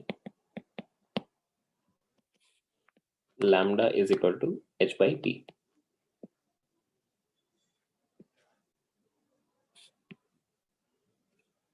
जहाँ पे p उसका linear momentum है, where p is linear momentum of the matter particle. Momentum of matter particle. ठीक है, यहाँ पे photon नहीं, ध्यान रखिएगा, ये मैटर पार्टिकल है। एंड मैटर पार्टिकल है, इसी वजह से पी की वैल्यू को जब आप लिखोगे तो mv ये लिख सकते हो, या फिर इसको root under 2 times of m into E ये भी लिख सकते हो। लिख सकते हो ना, ई यहाँ पे क्या है, काइनेटिक एनर्जी है, पता चल रहा है आपको? हाँ sir. This is kinetic energy. And इसी को जब आप एक्सेलरेटिंग पोटेंशियल के टर्म्स में लिखते हो, तो जैसे अगर एक चार्ज को आपने एक्सेलरेटिंग पोटेंशियल v का दे रखा है, तो q इंटू वी से जब वो एक्सेलरेट किया तो उसकी काइनेटिक एनर्जी qv हो जाती है ना, होती नहीं होती है? हाँ सर। तो इसी की वैल्यू को आप अगर एक्सेलरेटिंग पोटेंशियल के टर्म्स में लिखोगे तो root under 2m times of, अब e की वैल्यू को लिख रहे हैं, this will be charge multiplied with accelerating potential. ये va लिख रखा है, va इज एक्सेलरेटिंग पोटेंशियल, और वहां पे q उसका चार्ज हो जाएगा, q is the amount of charge उस पार्टिकल के ऊपर। ऑब्वियसली न्यूट्रॉन के लिए ये चीज होल्ड नहीं करेगा, क्योंकि न्यूट्रॉन तो चार्जलेस है, उसको ऐसे एक्सेलरेट नहीं करा सकते, तो उसमें बस mv या 2me ही लिख सकते हैं। I hope you are getting this, ठीक है? हाँ सर। ठीक है, ये सिर्फ और सिर्फ चार्ज वाले पार्टिकल के लिए होगा। अब एक चीज का ध्यान रखना जैसे क्या ध्यान रखना है, देखो, जैसे lambda equal to h by p और p equal to h by lambda, ये आप फोटोन के लिए भी लिखते हैं और मैटर पार्टिकल्स के लिए भी लिखते हैं, बट जो एनर्जी का एक्सप्रेशन लिखने का तरीका है, एनर्जी का एक्सप्रेशन लिखने का तरीका है, वो फोटोन के लिए अलग है और मैटर पार्टिकल्स के लिए अलग है ये नहीं है? फोटोन्स के लिए जब हम एनर्जी लिखते हैं तो एच न्यू या एच सी बाई लैम्डा लिखते हैं, यही दो लिखते हैं ना हम, लिखते हैं नहीं लिखते, राइट? हाँ। बट जब हम मैटर पार्टिकल्स के लिए लिख रहे हैं तो हाफ एम वी स्क्वायर लिख रहे हैं, हम उसको पी स्क्वायर बाई 2m लिख रहे हैं, हम उसको charge multiplied by accelerating potential भी लिख रहे हैं नहीं लिख रहे हैं? तो इसीलिए इन दोनों में आप कंफ्यूज नहीं करना, ठीक है? कंफ्यूज नहीं करना, क्योंकि ये दोनों में अगर कंफ्यूज करोगे तो सब गड़बड़ हो जाएगा। ये ध्यान रखना कि जब हम E equal to h C by lambda लिख रहे हैं या E equal to h nu लिख रहे हैं, तो ये फोटोन्स के लिए लिख रहे हैं, फोटोन्स के लिए। फोटोन्स कैरेक्टर जो है ये particle character associated with radiation है, बट जब हम एनर्जी की वैल्यू को हम हाफ एम वी स्क्वायर या पी स्क्वायर बाई 2m लिख रहे हैं या Q इंटू एक्सेलरेटिंग पोटेंशियल लिख रहे हैं, तो ये एक ऐसे पार्टिकल के लिए लिख रहे हैं जो मैटर है, ये रेडिएशन का कुछ नहीं है, रेडिएशन का कैरेक्टर नहीं है, ठीक है ना? आपको समझ आ रही है ना क्या कह रहा हूं मैं? हाँ सर। ठीक है, तो इन दोनों में आप कंफ्यूज नहीं करना, ठीक है? ये बहुत बड़ी मिस्टेक होती है जो नॉर्मली सभी करते हैं, ठीक है? जो जो लोग समझते नहीं है वो लोग ये चीजों को बहुत फ्रीक्वेंटली मिस्टेक्स करते हैं और सोचते हैं आंसर नहीं मैच कर रहा है, तो इनका ध्यान रखना थोड़ा, ठीक है? ये मैं ध्यान रखने के लिए एकदम काफी बड़े करके लिख दे रहा हूँ, ठीक है? Never never confuse between photons energy and matter particles energy. For photon, जब हम एनर्जी लिखते हैं तो इसको लिखते हैं एच न्यू, इसको लिखते हैं एच सी बाई लैम्डा, और इसको लिखते हैं पी इंटू सी, ये भी लिखते हैं। फॉर मैटर पार्टिकल्स अगर लिखें तो इसके लिए जब हम एनर्जी लिखेंगे तो हाफ एम वी स्क्वायर लिखेंगे, पी स्क्वायर बाई 2m लिखेंगे, या फिर root under 2m into sorry क्या लिखा है, q इंटू वी सिंपली, या फिर इसको हम charge multiplied with accelerating potential लिखेंगे। तो ये टर्म्स में ही आप लिख सकते हैं। देखो दोनों का डिफरेंस समझ आ रहा है ना आपको, दोनों एक्सप्रेशन के डिफरेंस? हाँ सर। ठीक है, कौन सा यूज करना है ये ध्यान रखना। फोटोन्स मतलब h nu h C by lambda pc, matter particles मतलब हाफ एम वी स्क्वायर, मतलब मास जहां पे भी एसोसिएट कर रहे हैं या चार्ज जहां पे भी एसोसिएट कर रहे हैं, तो ऑब्वियसली मैटर के साथ ही है ना, क्या फोटोन के साथ चार्ज या मास है क्या? नहीं, तो ये चीज का डिफरेंस है, ध्यान रखना, ठीक है? मिक्सअप नहीं करना इन लोगों को। अच्छा, एक दूसरी चीज देखो, अगर सपोजली कोई ये कहता है आपको कि दो फोटोन का de Broglie वेवलेंथ सेम है तो दोनों का मोमेंटम भी सेम होगा, सही कह रहा है या गलत कह रहा है? दो फोटोन का अगर de Broglie वेवलेंथ सेम है तो दोनों का मोमेंटम भी सेम होगा। क्या सही कह रहा है या गलत कह रहा है?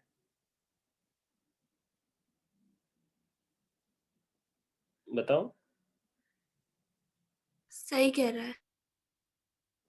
सबको सही लग रहा है?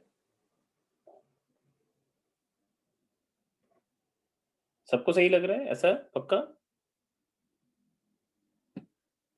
अच्छा ये बताओ मुझे, मोमेंटम स्केलर है या वेक्टर है?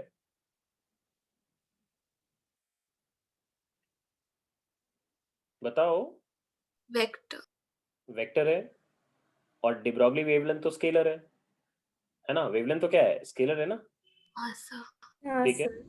तो जब हम lambda equal to h by p लिखते हैं तो पी तो सिर्फ मैग्नीट्यूड ही बोलेंगे ना, वहां पे पी थोड़ी ना डायरेक्शन के साथ बोल रहे हैं। हाँ बट सर। जब मुझे कोई ये बोले कि एक पार्टिकल का मोमेंटम दूसरे पार्टिकल से सेम है तो क्या हमें डायरेक्शन का भी नहीं सोचना पड़ेगा? सोचना पड़ेगा या नहीं सोचना पड़ेगा? हाँ सोचना पड़ेगा। ऑब्वियसली अगर कोई सोचो 10 मीटर पर सेकंड से नॉर्थ की तरफ जा रहा है और दूसरा 10 मीटर पर सेकंड से मान लो ईस्ट की तरफ जा रहा है, तो क्या बोलोगे दोनों का वेलोसिटी सेम है? नहीं सर। नहीं बोलेंगे ना, क्योंकि डायरेक्शन अलग हो गया। तो सेम चीज तो यहाँ पे भी है। अगर de Broglie वेवलेंथ अगर दो पार्टिकल्स का सेम है तो इससे आप ये कंक्लूजन ड्रॉ कर रहे हैं कि दोनों का मोमेंटम का मैग्नीट्यूड सेम है, यही तो कंक्लूजन ड्रॉ करेंगे। बट ये थोड़ी ना कंक्लूजन ड्रॉ करेंगे कि दोनों का मोमेंटम सेम है। समझ आ रही है आपको? हाँ सर। बट इसका उल्टा बोले तो 100% सही होगा। जैसे मैंने बोला दो पार्टिकल का मोमेंटम सेम है तो दोनों का de Broglie वेवलेंथ सही होगा, सेम होगा। ये तो हमेशा ट्रू होगा ना? हाँ सर। ठीक है, तो इस चीज का ध्यान रखिएगा। If two particles have same de Broglie wavelength, then they may or may not have same momentum.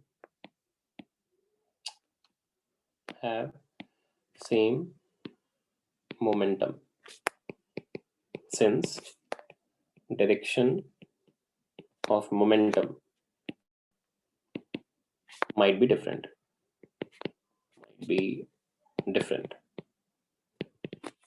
तो इसमें जैसे ऐसे एक डायग्राम बना देते ताकि आपको याद रहे। जैसे ये एक फोटोन है, इसका इस तरफ का मोमेंटम, और ये फोटोन है, इसका इस तरफ का momentum.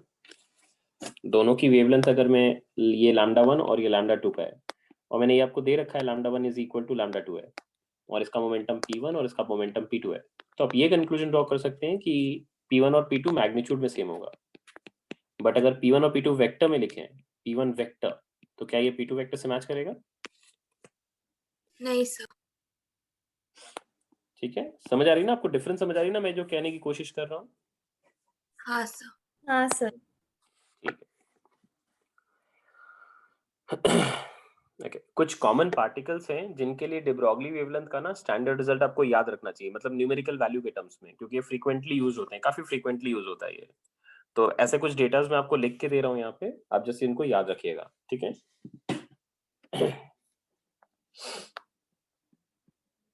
some common values of de Broglie wavelength for subatomic particles.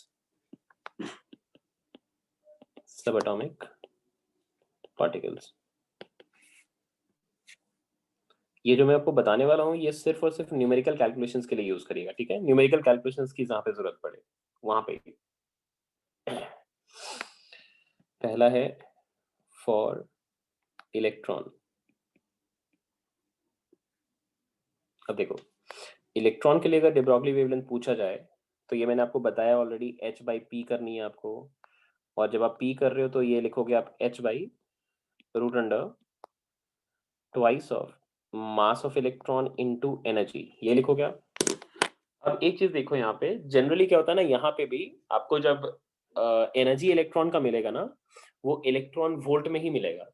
Energy of electron will be in electron volt, क्योंकि उसको कुछ वोल्ट से आप एक्सेलरेट कराते हो, जैसे 10 वोल्ट से एक्सेलरेट कराया तो उसमें जो एनर्जी आ जाएगी वो क्या हो जाएगी आपकी 10 इलेक्ट्रॉन वोल्ट की आ जाएगी। तो आपको जो भी एक्सेलरेटिंग पोटेंशियल से दे रखा है एनर्जी, तो वो आपको जनरल इलेक्ट्रॉन वोल्ट में ही आपको एनर्जी तुरंत मिल जाएगा। तो एनर्जी अगर इलेक्ट्रॉन वोल्ट का है देखो, और लैम्डा आपको जो निकालना होता है ना वो एंगस्ट्रॉम में निकालना होता है। तो ये कन्वर्जन काफी मेहनत का काम है, क्योंकि एच का वैल्यू तो आपको पता है 6.67 इंटू 10⁻³ का है। मास ऑफ इलेक्ट्रॉन आपको पता है वो 9.1 इंटू 10⁻31 kg का है। एनर्जी मैंने आपको कुछ इलेक्ट्रॉन वोल्ट में दिया होगा, तो जब कैलकुलेशन करोगे तो काफी मेहनत का काम आने वाला है। इसी वजह से ये काम को हमने आसान करने के लिए क्या किया है, इस काम को ही आसान करने के लिए क्या किया, ये वैल्यूज को पहले से ही कैलकुलेट करके रखा हुआ है और आपके लिए बस एक स्टैंडर्ड रिजल्ट बना दिया है। So for calculations for numerical data में बोल रहा हूँ, जब भी आपको इलेक्ट्रॉन की डी ब्रॉगली वेवलेंथ की जरूरत पड़े इन एंगस्ट्रॉम, तो सिंपली इसको आप ऐसे यूज करना, this will be equal to √150 divided by energy in electron volt, that's it. मतलब अगर मैंने आपको सपोजली बोल दिया 10 इलेक्ट्रॉन वोल्ट का, अगर आपके पास इलेक्ट्रॉन का एनर्जी है 10 इलेक्ट्रॉन वोल्ट का, तो सिंपली उसका लैम्डा कितना हो जाएगा √15। √15 मतलब 4 से जस्ट थोड़ा सा छोटा, तो 4 से छोटा एंगस्ट्रॉम में जस्ट वहां पे क्या हो जाएगा, उसका डी ब्रॉगली वेवलेंथ आ जाएगा। आपको समझ आ रही है क्या कह रहा हूं मैं? हाँ सर। ठीक है, यहाँ पे √150 की जो वैल्यू है ये अप्रोक्सीमेटली 12.25 आती है। तो ये भी डेटा ध्यान रखना, कैलकुलेशंस में फ्रीक्वेंटली जरूरत पड़ सकती है आपको, तो ये चीज का ध्यान रखिएगा। अगर आप इसी को अगर एक्सेलरेटिंग पोटेंशियल के टर्म्स में लिखोगे तो यहाँ पे इसको फर्दर आप ऐसे भी लिख सकते हो, ये h/, ये हो जाएगा √2 times of mass of electron into electronic charge into accelerating potential. आप इसको ऐसे भी लिख सकते हो। एक्सेलरेटिंग पोटेंशियल अगर आपको दे रखा है तो ऑब्वियसली उसका एनर्जी आपको ऑलरेडी पता है, क्योंकि 10 वोल्ट मतलब 10 इलेक्ट्रॉन वोल्ट, 20 वोल्ट मतलब 20 इलेक्ट्रॉन वोल्ट, वो डायरेक्ट रिलेशन है, तो इसलिए उसमें ज्यादा कुछ मेहनत का काम होगा नहीं आपके लिए। ठीक है, तो ये चीज का ध्यान रखिएगा। ये तो हो गया इलेक्ट्रॉन के लिए। दूसरे आते हैं प्रोटॉन के लिए। फॉर प्रोटॉन्स, अगर प्रोटॉन के लिए यही चीज लिखा जाए लैम्डा फॉर प्रोटॉन, तो ये हो जाएगा फिर से वही h/p लिखेंगे आप, और h/p किया तो फिर से वही h/√, twice of mass of proton इस बार लेना है एंड इनटू एनर्जी करनी है। और अगर एक्सेलरेटिंग पोटेंशियल के टर्म्स में इसी को लिखोगे तो this will B h/√, twice of mass of proton into charge, तो आपका इलेक्ट्रॉनिक चार्ज ही है, और उसके साथ अकॉर्डिंगली एक्सेलरेटिंग पोटेंशियल मल्टीप्लाई हो जाएगा। इसकी वैल्यू को सब्स्टिट्यूट करने के बाद जब आपको अगर जरूरत पड़े न्यूमेरिकल डेटा का, तो इन एंगस्ट्रॉम जब आपको निकालनी है तो इसकी वैल्यू को याद रखना, this is approximately 0.286 divided by energy का रूट है इन इलेक्ट्रॉन वोल्ट। बस इसको याद रखिएगा, ये जस्ट कैलकुलेशन के बाद आया है, वो वैल्यूज मैंने आपको दे रखा है ताकि आप कैलकुलेशन में यूज कर सके, टाइम सेव होगा आपका। फिर न्यूट्रॉन के लिए इसी तरह, फॉर न्यूट्रॉन, न्यूट्रॉन चार्जलेस है तो उसके लिए Q इंटू V वाला एक्सप्रेशन नहीं होगा, बाकी सारा चीज कॉमन है। तो लैम्डा फॉर न्यूट्रॉन अगर लिखेंगे तो ये फिर से वही h/p, और p की वैल्यू को आप h/√2 times of mass of neutron and into energy लिखेंगे। अब मास ऑफ न्यूट्रॉन और मास ऑफ प्रोटॉन ये तो ऑलमोस्ट सेम ही होता है, इसलिए इसका एक्सप्रेशन जो होगा वो बिल्कुल प्रोटॉन वाला रिजल्ट से मैच करेगा। सो lambda of neutron in angstrom अगर आपको चाहिए तो इसकी वैल्यू को अप्रोक्सीमेटली आप 0.286 divided by √, energy in electron volt directly लिख सकते हैं, this will B energy in electron volt. बस इसमें Q इंटू V वाला नहीं होगा टर्म, क्यों? क्योंकि चार्ज वाला चार्ज है ही नहीं इसके पास, तो चार्ज से वैसे इसको एक्सेलरेट नहीं करा सकते, तो वो वाला टर्म मिसिंग होगा यहाँ पे। फिर एक है आपका अल्फा पार्टिकल के लिए जनरली पूछते हैं, नंबर डी थे for alpha particle. Alpha particle आपको याद है क्या होता है? डबली आयनाइज्ड हीलियम एटम, है ना? हाँ राइट, सर। तो He+2 लेंगे आप यहाँ पे। अब He+2 लिया, इसका मतलब इसके लिए मास ऑफ अल्फा पार्टिकल जो होगा वो कितना हो जाएगा? मास कितनी होती है उसमें? 4 times of mass of proton, क्योंकि 2 प्रोटॉन और 2 न्यूट्रॉन होता है ना, होते होते हैं। हाँ सर। और सिंस डबली आयनाइज्ड है तो चार्ज जो होगा वो आपका ट्वाइस ऑफ इलेक्ट्रॉनिक चार्ज होगा ही नहीं। तो जब आप लैम्डा ऑफ जब अल्फा पार्टिकल लिखोगे तो क्या लिखोगे? h/√2m लिखना था आपको, तो √2 times of mass of alpha into energy ये लिखेंगे आप। अब इसकी वैल्यू जब आप सब्स्टिट्यूट करोगे तो h/ अब ये हो जाएगा root under 2 times of mass of alpha के लिए लिख रहे हैं, this will be 4 times of mass of proton, and energy के लिए हम यहाँ पे लिख रहे हैं, दिस इज एनर्जी के लिए, this will be charge which is twice of electronic charge and multiply with accelerating potential. Expression समझ आया आपको? हाँ सर। ठीक है, इसी की वैल्यू को जब आप कैलकुलेट करते हो तो लैम्डा अल्फा पार्टिकल के लिए जब आता है, न्यूमेरिकल वैल्यू की बात कर रहे हैं, न्यूमेरिकल वैल्यू, ठीक है, तो अगर ये आपको चाहिए इन एंगस्ट्रॉम तो ये वैल्यू अप्रोक्सीमेटली आती है 0.143 divided by root under energy in electron volt. और अगर आप एक्सेलरेटिंग पोटेंशियल, यहाँ पे ध्यान रखना कि ये 2 यूनिट्स का इसके पास चार्ज होता है, ठीक है, तो अगर आपको एक्सेलरेटिंग पोटेंशियल मैंने 10 वोल्ट का दे रखा है तो उसके पास एनर्जी 10 इलेक्ट्रॉन वोल्ट का नहीं होगा, 20 इलेक्ट्रॉन वोल्ट का होगा ही नहीं होगा, होगा ना? हाँ सर। क्योंकि इसमें चार्ज आपका 2 यूनिट्स का है, ठीक है, ध्यान रखना 2E है इसमें चार्ज, तो इसीलिए 10 वोल्ट से एक्सेलरेट कराया तो उसके पास एनर्जी जो होगा वो 20 इलेक्ट्रॉन वोल्ट का होगा। 5 वोल्ट से एक्सेलरेट कराया तो 10 इलेक्ट्रॉन वोल्ट का एनर्जी होगा। तो अकॉर्डिंगली यहाँ पे सब्स्टिट्यूट करते वक्त थोड़ा सा ध्यान रखना, ठीक है। ये हो गई आपके लिए अल्फा पार्टिकल के लिए। और एक क्लास लिख लेते हैं for gas molecules, for gas molecules और एटम्स जो भी है। अब इसके लिए सोचो, जब आप एनर्जी आप लिखते हैं, ये एनर्जी बेसिकली आपका ट्रांसलेशनल काइनेटिक एनर्जी है, ठीक है, ये ट्रांसलेशनल काइनेटिक एनर्जी होती है जिसको आप हाफ mv² लिखते हैं, ट्रांसलेशनल काइनेटिक एनर्जी। तो ये वाली वैल्यू जो लिखते हैं आप, क्या लिखते हैं आपको याद है? Boltzmann's law of equipartition of energy जो है, याद है आपको? Law of equipartition of energy kinetic theory of gases में आपने पढ़ा होगा कि हर एक हाँ डिग्री ऑफ फ्रीडम के लिए, हर एक डिग्री ऑफ फ्रीडम के लिए हाफ kT का एनर्जी होता है। तो ट्रांसलेशन में 3 डिग्री ऑफ फ्रीडम होते हैं, तो 3 टाइम्स ऑफ हाफ kT मतलब ये 3/2 टाइम्स ऑफ kT आता है, आता ही नहीं आता है। ये k उसका बोल्ट्जमैन्स कांस्टेंट है, बोल्ट्जमैन्स कांस्टेंट, और T तो आपका टेम्परेचर इन केल्विन स्केल है, T is temperature in kelvin scale. इसमें चार्ज नहीं है तो इसलिए चार्ज की कोई बात करने की जरूरत नहीं है, सिंपली 3/2 kT करेंगे। तो इसीलिए जब आप यहाँ पे लैम्डा गैस मॉलिक्यूल्स के लिए निकालोगे तो h बाई हमें क्या करना था, रूट अंडर 2m करना था, तो root under 2 times of mass of electron into energy लिखनी है, ठीक है, mass of gas molecule into energy लिखनी है। अब एनर्जी की वैल्यू को सब्स्टिट्यूट करें तो हो जाएगा h बाई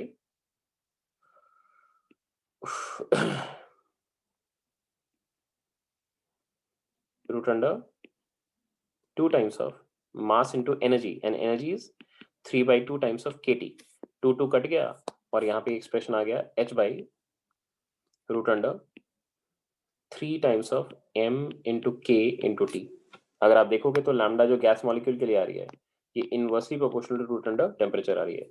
इसका मतलब अगर आपने टेम्परेचर को जैसे 4 गुना कर दिया तो de Broglie वेवलेंथ की वैल्यू आपकी हाफ हो जाएगी। आई होप आपको समझ आई है,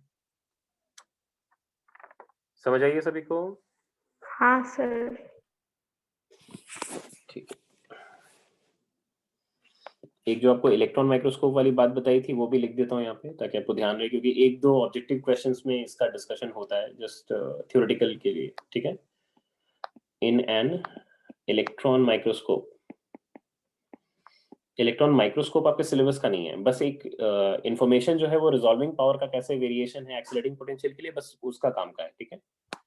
in an electron microscope the wave nature of electron is used, and hence as we know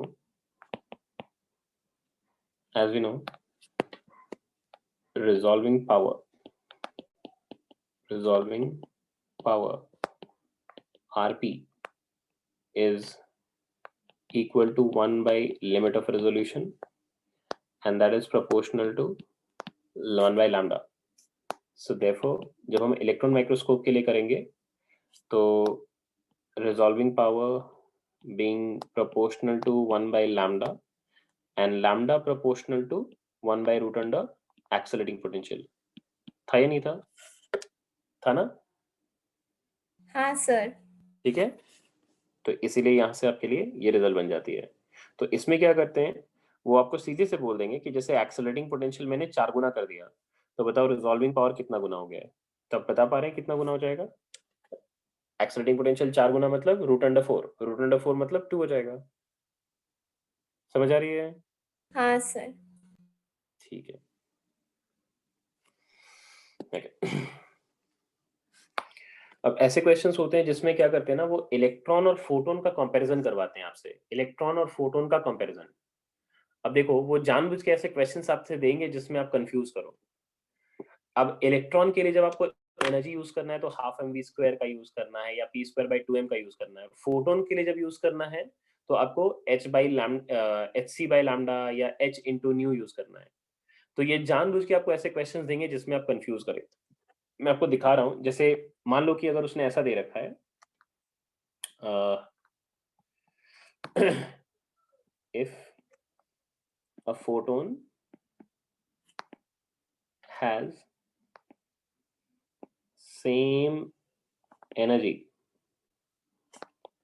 as an electron's kinetic energy, electron's kinetic energy, both being E,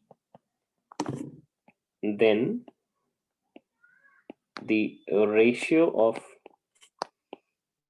the wavelength of photon and de Broglie wavelength of electron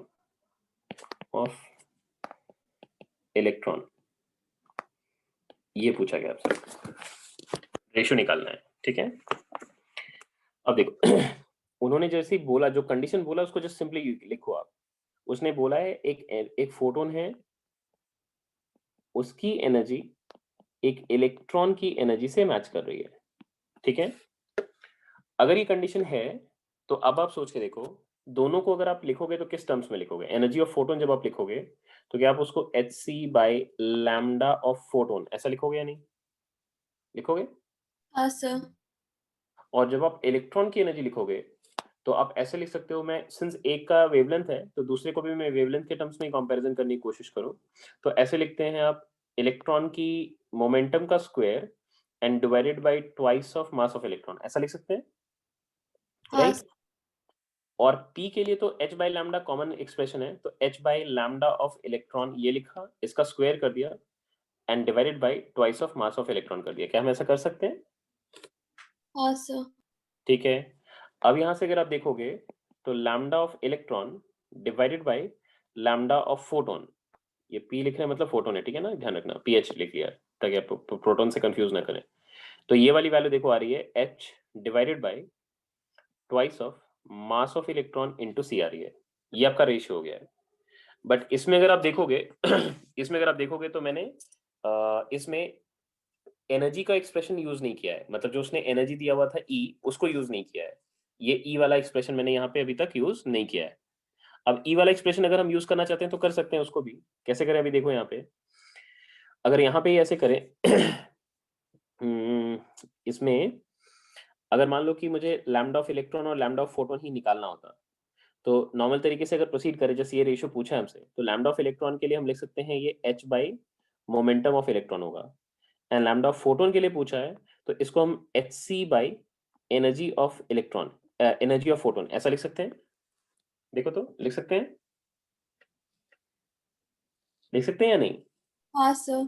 ठीक है, अब इसी के expression को हमने ऐसे लिखा, h तो यहाँ से कट जाएगा और p में आपका आ जाएगा m, e की वैल्यू, हाँ ठीक है, तो ये e ऊपर चला जाएगा, कैपिटल E ऊपर चला गया है, यहाँ पे c है और मोमेंटम ऑफ इलेक्ट्रॉन है, मोमेंटम ऑफ इलेक्ट्रॉन को नेक्स्ट स्टेप पे सब्स्टिट्यूट करेंगे, ये e बाई सी, एंड इसको लिख सकते हैं हम √2m इंटू ई, दोनों का एनर्जी तो e उसने ऑलरेडी दिया हुआ था, तो e का एक्सप्रेशन देखो मैंने दोनों के लिए सेम यूज किया, कैपिटल E यूज किया है, ये गिवन कंडीशन था, तो अभी एक्सप्रेशन मिल गया हमें। So this is coming out to be 1/c into √e by twice of m हो जाएगा।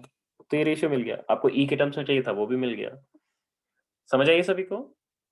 हाँ हाँ सर। ठीक है, अब इसका उल्टा करते हैं एक बार। अभी मैंने क्या किया था आपको, मैंने इलेक्ट्रॉन की de Broglie वेवलेंथ को, इलेक्ट्रॉन की एनर्जी को फोटोन की एनर्जी से सेम रखा था और उसके बाद लैम्डा का रेशियो निकलवाया। इस बार उल्टा करते हैं, इस बार दोनों का de Broglie वेवलेंथ सेम दे देते हैं और इस बार एनर्जी का रेशियो निकाल के देखते हैं कितनी आएगी। सो इस बार and a photon has same wavelength as de Broglie wavelength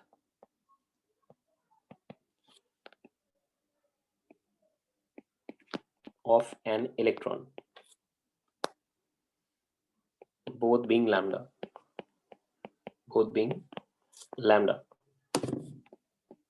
Find ratio of their energy.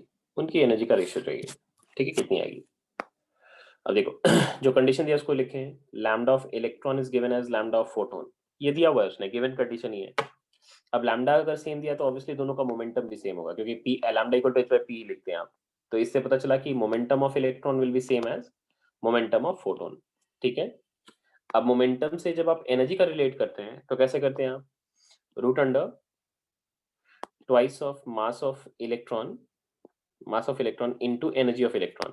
This is energy of electron and that will be equal to, अब मोमेंटम ऑफ फोटोन को जब आप एनर्जी के terms में लिखते हैं तो E equal to PC लिखते हैं, तो P की वैल्यू को हम E बाई सी लिख सकते हैं। देखो यहाँ पे आ गया। और अब आप देखोगे अगर तो दोनों को अगर स्क्वायर कर दें तो एनर्जी ऑफ फोटोन का square divided by energy of electron, ये जो आ रही है this is coming out to be twice of mass of electron into c square आ रही है। अब ये जो टर्म है ना, ये वाला जो टर्म है, ये पूरा का पूरा term mass of electron into c square, ये एनर्जी का ही डायमेंशन है। इतना तो ऑब्वियस है क्योंकि देखो एलएचएस में एनर्जी ऑफ फोटोन का स्क्वायर है divided by energy of electron है, तो डायमेंशनली ये तो एनर्जी है ना, है नहीं है? हाँ सर। ठीक है। आरएचएस में भी देखो m इंटू वी स्क्वायर ही तो है, सी स्क्वायर मतलब क्या हो गया, वेलोसिटी का स्क्वायर, तो m इंटू वी स्क्वायर मतलब क्या हुआ है, एनर्जी का स्क्वायर आ गया, एनर्जी का ही वैल्यू आ गया है। तो ये एनर्जी है, ये जो एनर्जी है इसको हम रेस्ट मास एनर्जी कहते हैं, rest mass energy of electron.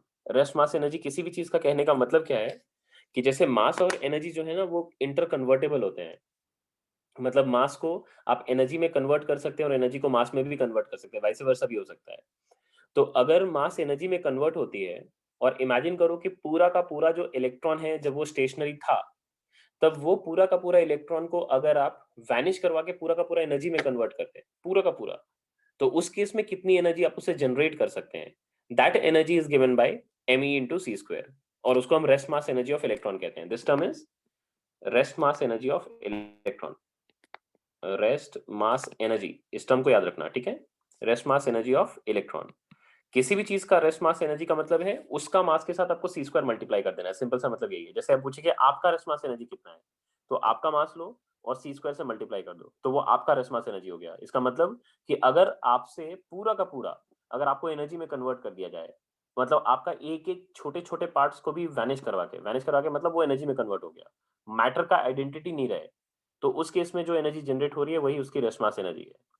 ये जो रेस्ट मास एनर्जी आती है न्यूमेरिकली कैलकुलेट करके, ये वैल्यू आपको याद रखनी होती है। me इंटू सी स्क्वायर की जो वैल्यू है अप्रोक्सीमेटली दिस इज 0.51 MeV की आती है, मेगा इलेक्ट्रॉन वोल्ट, बहुत बड़ा डेटा है ये, ठीक है। 0.51 MeV का है, ये डेटा काफी बड़ा है, ये ध्यान रखना। तो एनर्जी ऑफ फोटोन का square by energy of electron जब आप निकाल रहे हैं तो ट्वाइस ऑफ 0.51 MeV का आ रहा है, बट ये तब है जब दोनों का वेवलेंथ सेम है, दोनों का वेवलेंथ सेम है। बट आपको तो ये एनर्जी का मतलब स्क्वायर तो नहीं निकालना था, आपको जस्ट एनर्जी का रेशियो निकालना था। अब मैं एनर्जी का भी रेशियो निकाल के दिखाता हूँ आपको। Energy of electron divided by energy of photon, यही उसने पूछा था हमसे। तो एनर्जी की वैल्यू को हम ऐसे लिख लेते हैं यहाँ पे, इलेक्ट्रॉन मतलब इलेक्ट्रॉन का मोमेंटम का square divide by mass of electron कर लिया, और फोटोन के लिए एनर्जी मतलब P इंटू सी कर सकते हैं, तो इसको ऐसे लिख लेते हैं, this is momentum of photon and into c. And momentum तो दोनों का सेम होगा क्योंकि de Broglie वेवलेंथ सेम है, ऑलरेडी उसने कह रखा है, तो इसको हटा दिया यहाँ से और ये टर्म बच गया हमारे पास, this is momentum of electron divided by twice of mass of electron into c. लिख सकते हैं इसको, लिख सकते हैं ना? हाँ सर। अब इसको अगर देखोगे आप तो ये वाली क्वांटिटी हो जाएगी मास of electron into velocity of electron and divided by twice of mass of electron into c, mass of electron फिर से कट गया, एंड देखो एनर्जी ऑफ इलेक्ट्रॉन जो आ रही है एंड एनर्जी ऑफ फोटोन जो आ रही है, that is coming out to be velocity of electron by twice of c आ रही है। दिख रही है? अब सपोजली किसी ने आपसे ये पूछा कि क्या ऐसा पॉसिबिलिटी है कि कोई एक ऐसा फोटोन है जिसकी कोई ऐसा फोटोन है जिसकी एनर्जी और मोमेंटम दोनों ही एक इलेक्ट्रॉन के साथ मैच करता है, मतलब इलेक्ट्रॉन का जितना काइनेटिक एनर्जी है उतना ही फोटोन का एनर्जी है, और इलेक्ट्रॉन का जितना डी ब्रॉगली वेवलेंथ है उतना ही फोटोन का वेवलेंथ है। क्या ये दोनों साइमल्टेनियसली पॉसिबल है? अब ये देखो पॉसिबिलिटी है या नहीं, इस इक्वेशन से लास्ट रिजल्ट से ही पता चल जाएगा। देखो हमने तो ऑलरेडी माना है कि दोनों का मोमेंटम सेम है, मतलब डी ब्रॉगली वेवलेंथ सेम माना है मैंने। अब एनर्जी अगर सेम होगा तो क्या velocity of electron equal to 2c नहीं हो जाएगा? होगा ही नहीं होगा? हाँ सर। और वेलोसिटी ऑफ इलेक्ट्रॉन 2c होने का मतलब वो डबल स्पीड ऑफ लाइट से मूव कर रहा है। क्या ऐसा पॉसिबिलिटी है? नहीं जो सर। जो फास्टेस्ट कोई चीज मूव कर सकती है वो स्पीड ऑफ लाइट से मूव कर सकती है, और स्पीड ऑफ लाइट से भी दोगुना स्पीड से मूव करना ये तो पॉसिबिलिटी ही नहीं बनती है। इसीलिए ये क्या होगा, कभी भी पॉसिबल नहीं होगा। तो इसीलिए ध्यान रखना आपको कि एक इलेक्ट्रॉन की मोमेंटम और एक फोटोन की मोमेंटम आप मैच करा सकते हैं, एक इलेक्ट्रॉन की एनर्जी एक फोटोन की एनर्जी मैच करा सकते हैं, बट साइमल्टेनियसली मोमेंटम और एनर्जी दोनों ये मैच नहीं करा सकते आप। आपको समझ आई है? हाँ सर। ठीक है। 10 from above two results we see that a photon can have same energy as an electron, kinetic energy, and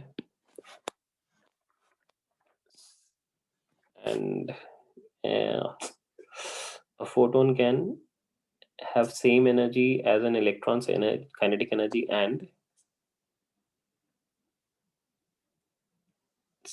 this in a separate case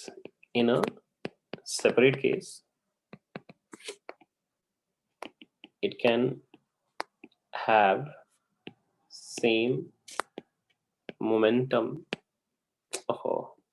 same wavelength as de Broglie wavelength of electron. De Broglie wavelength of electron, but it cannot simultaneously have same momentum and energy as that of an electron. Else, electron will have to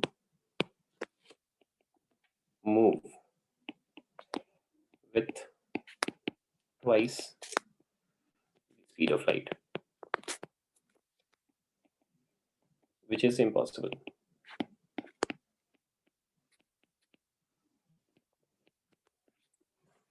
ठीक है, clear है सबको? यहाँ तक clear है? हाँ sir. ठीक।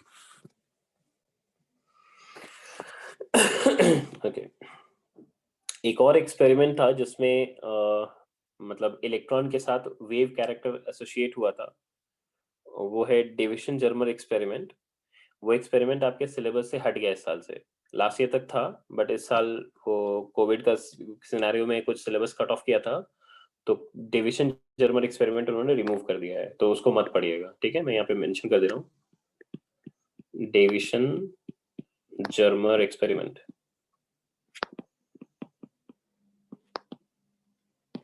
This is removed from syllabus.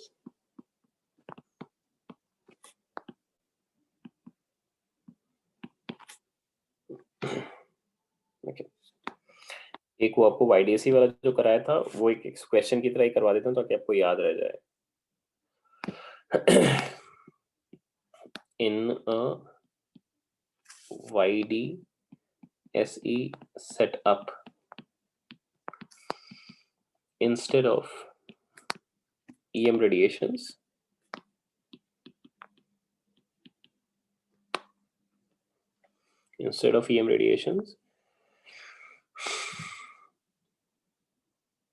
electron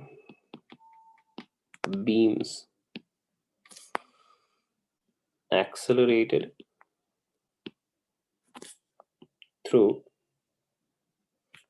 a potential difference of V naught करते हैं, V naught were incident on the slits. The screen was a fluorescent screen.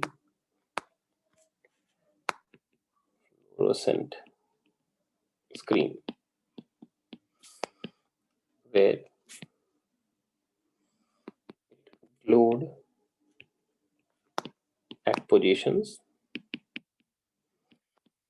where electron striked the screen.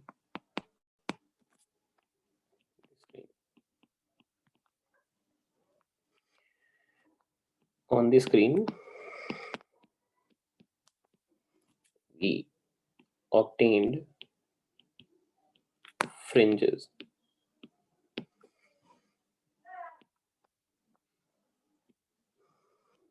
Find the fringe width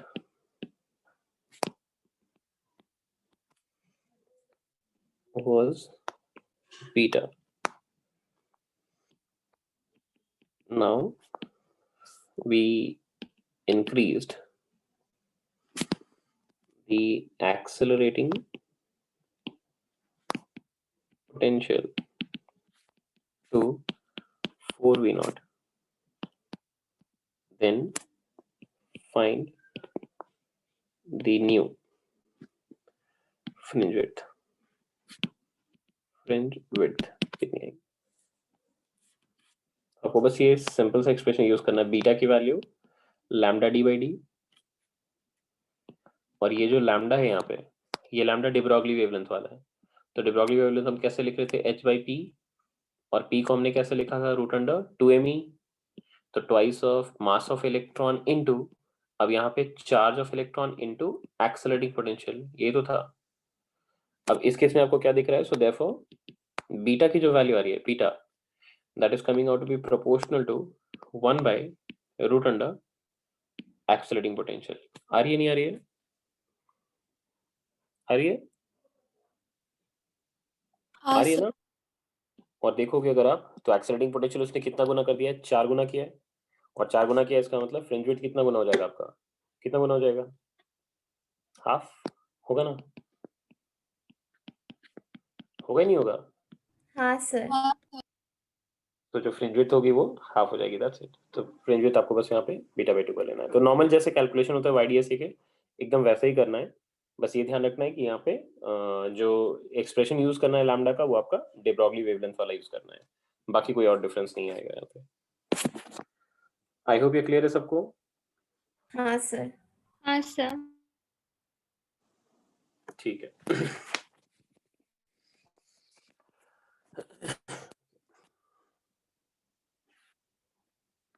छोटा question और देखिए,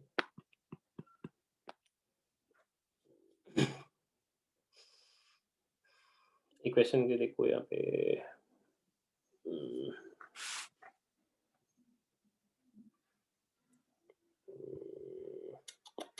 ये करते हैं, ठीक है। Find the number of photons emitted per second from a 25 watt bulb emitting a radiation of lambda equal to 6000 angstrom. बताओ तो क्या वैल्यू आएगा, जल्दी करके बताओ। ये सिंपल कैलकुलेशन है, देखो कितनी आ रही है।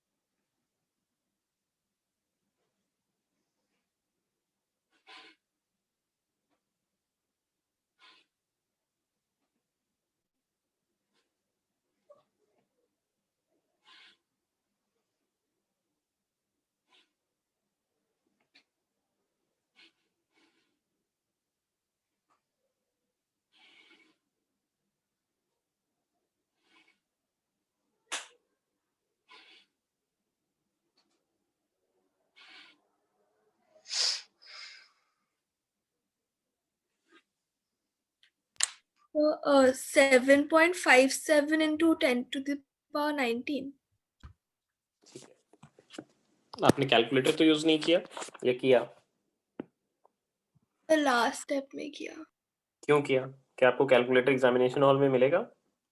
नहीं sir। तो फिर वहां पे कैसे करेंगे? वहां पे कैलकुलेशन मिस्टेक करके आएंगे नहीं? ये तो करेंगे, करेंगे नहीं करेंगे? आप ये बताइए, बताइए बेटा।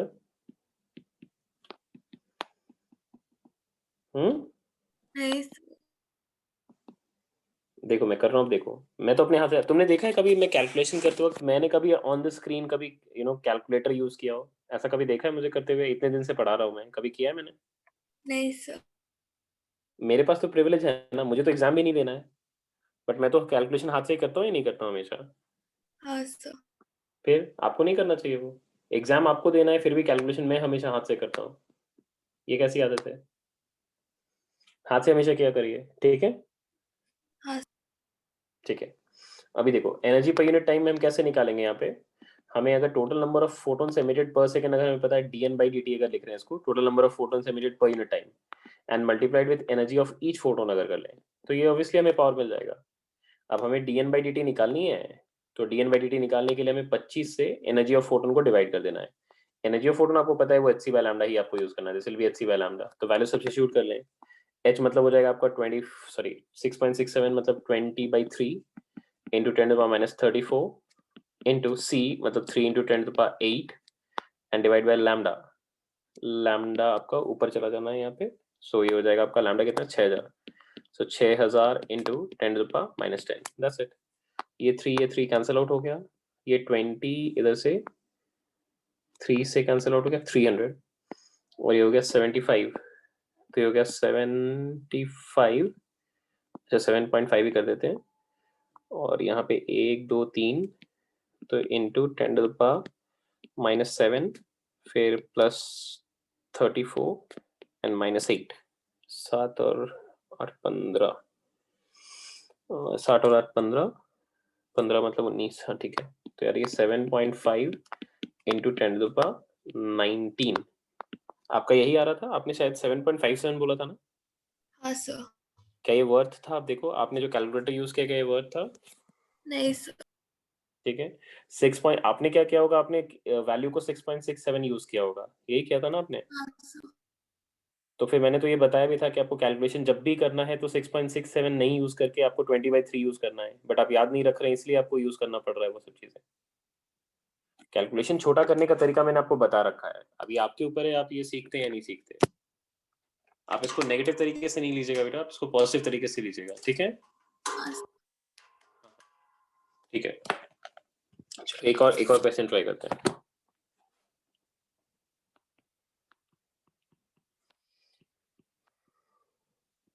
a cylindrical rod of some laser material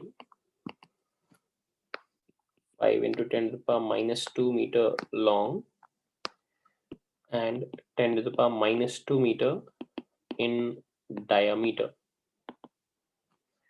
contains 2 into 10 to the power 25 ions per meter cube. If on excitation all ions are in upper energy level and de-excite simultaneously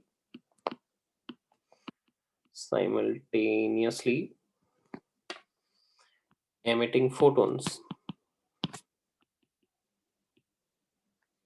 in same direction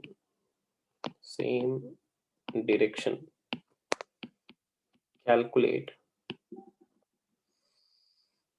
पहला maximum energy contained in a pulse of radiation of lambda is equal to 6.6 into 10 to the power minus 7 meter if the pulse lasted for 10 to the power minus 7 seconds. दूसरा average power of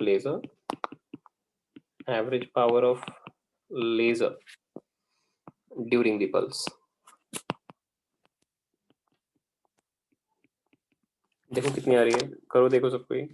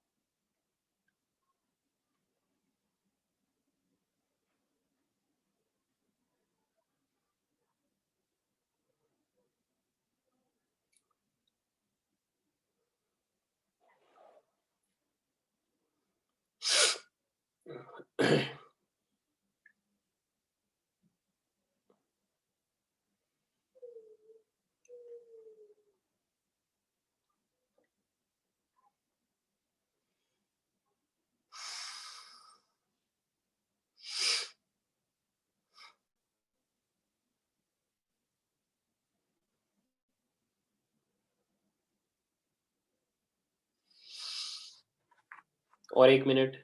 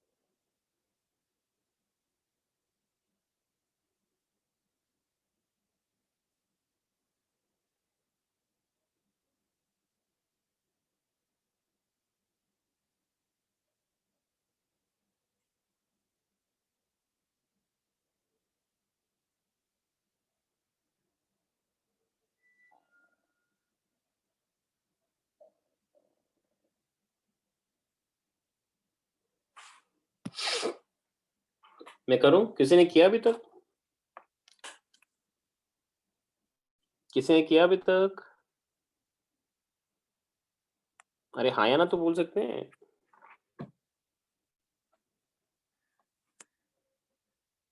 अब मुझे कैसे पता चले आप लोग line पे भी हो? हाँ या ना तो बोल दो।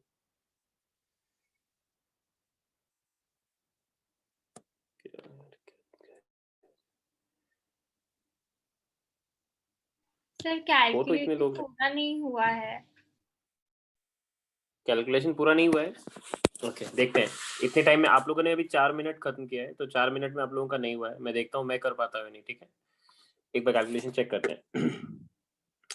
हमारे पास उसने जो डेटा दे रखा है, सिलिंड्रिकल रॉड का लेंथ दे रखा है और उसका डायमीटर दे रखा है और उसमें कितने आयंस पर यूनिट वॉल्यूम है ये दे रखा है। ठीक है, तो टोटल नंबर ऑफ आयंस कितने होंगे ये निकाल सकते हैं हम उसमें, है ना।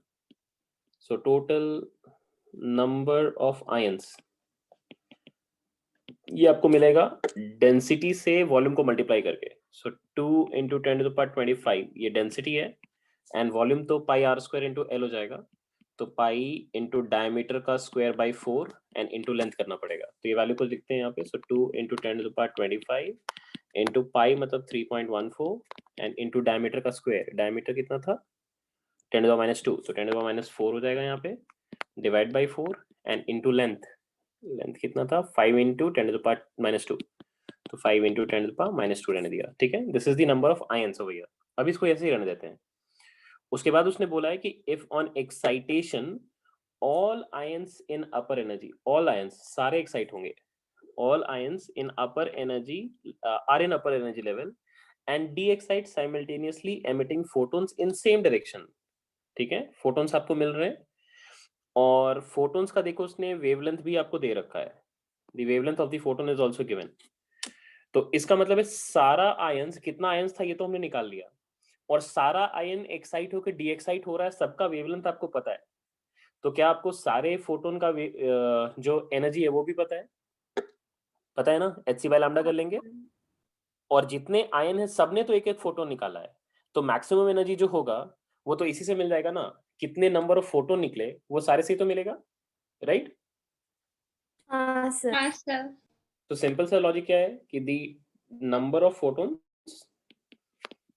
फोटोन्स एक्साइटेड, ये सब थ्योरी लिखने के लिए आपके लिए लिख रहा हूं मैं, ये सब काम का नहीं है। मतलब मेरे लिए क्वेश्चन सॉल्व करते वक्त और ज्यादा जरूरत नहीं है। The number of photons excited in one direction is equal to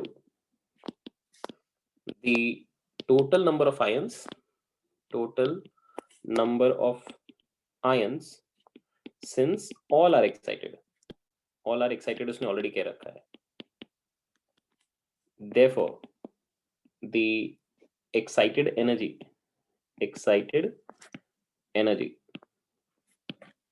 E इसको लिख लेते हैं, and that will be number of excited photons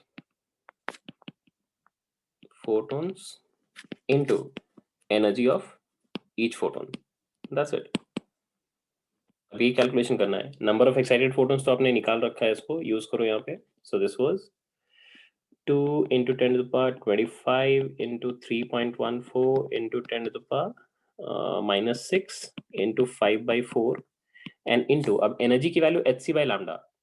आप अगर लैम्डा देखोगे तो 6.6 into 10⁻⁻7 दिया हुआ है।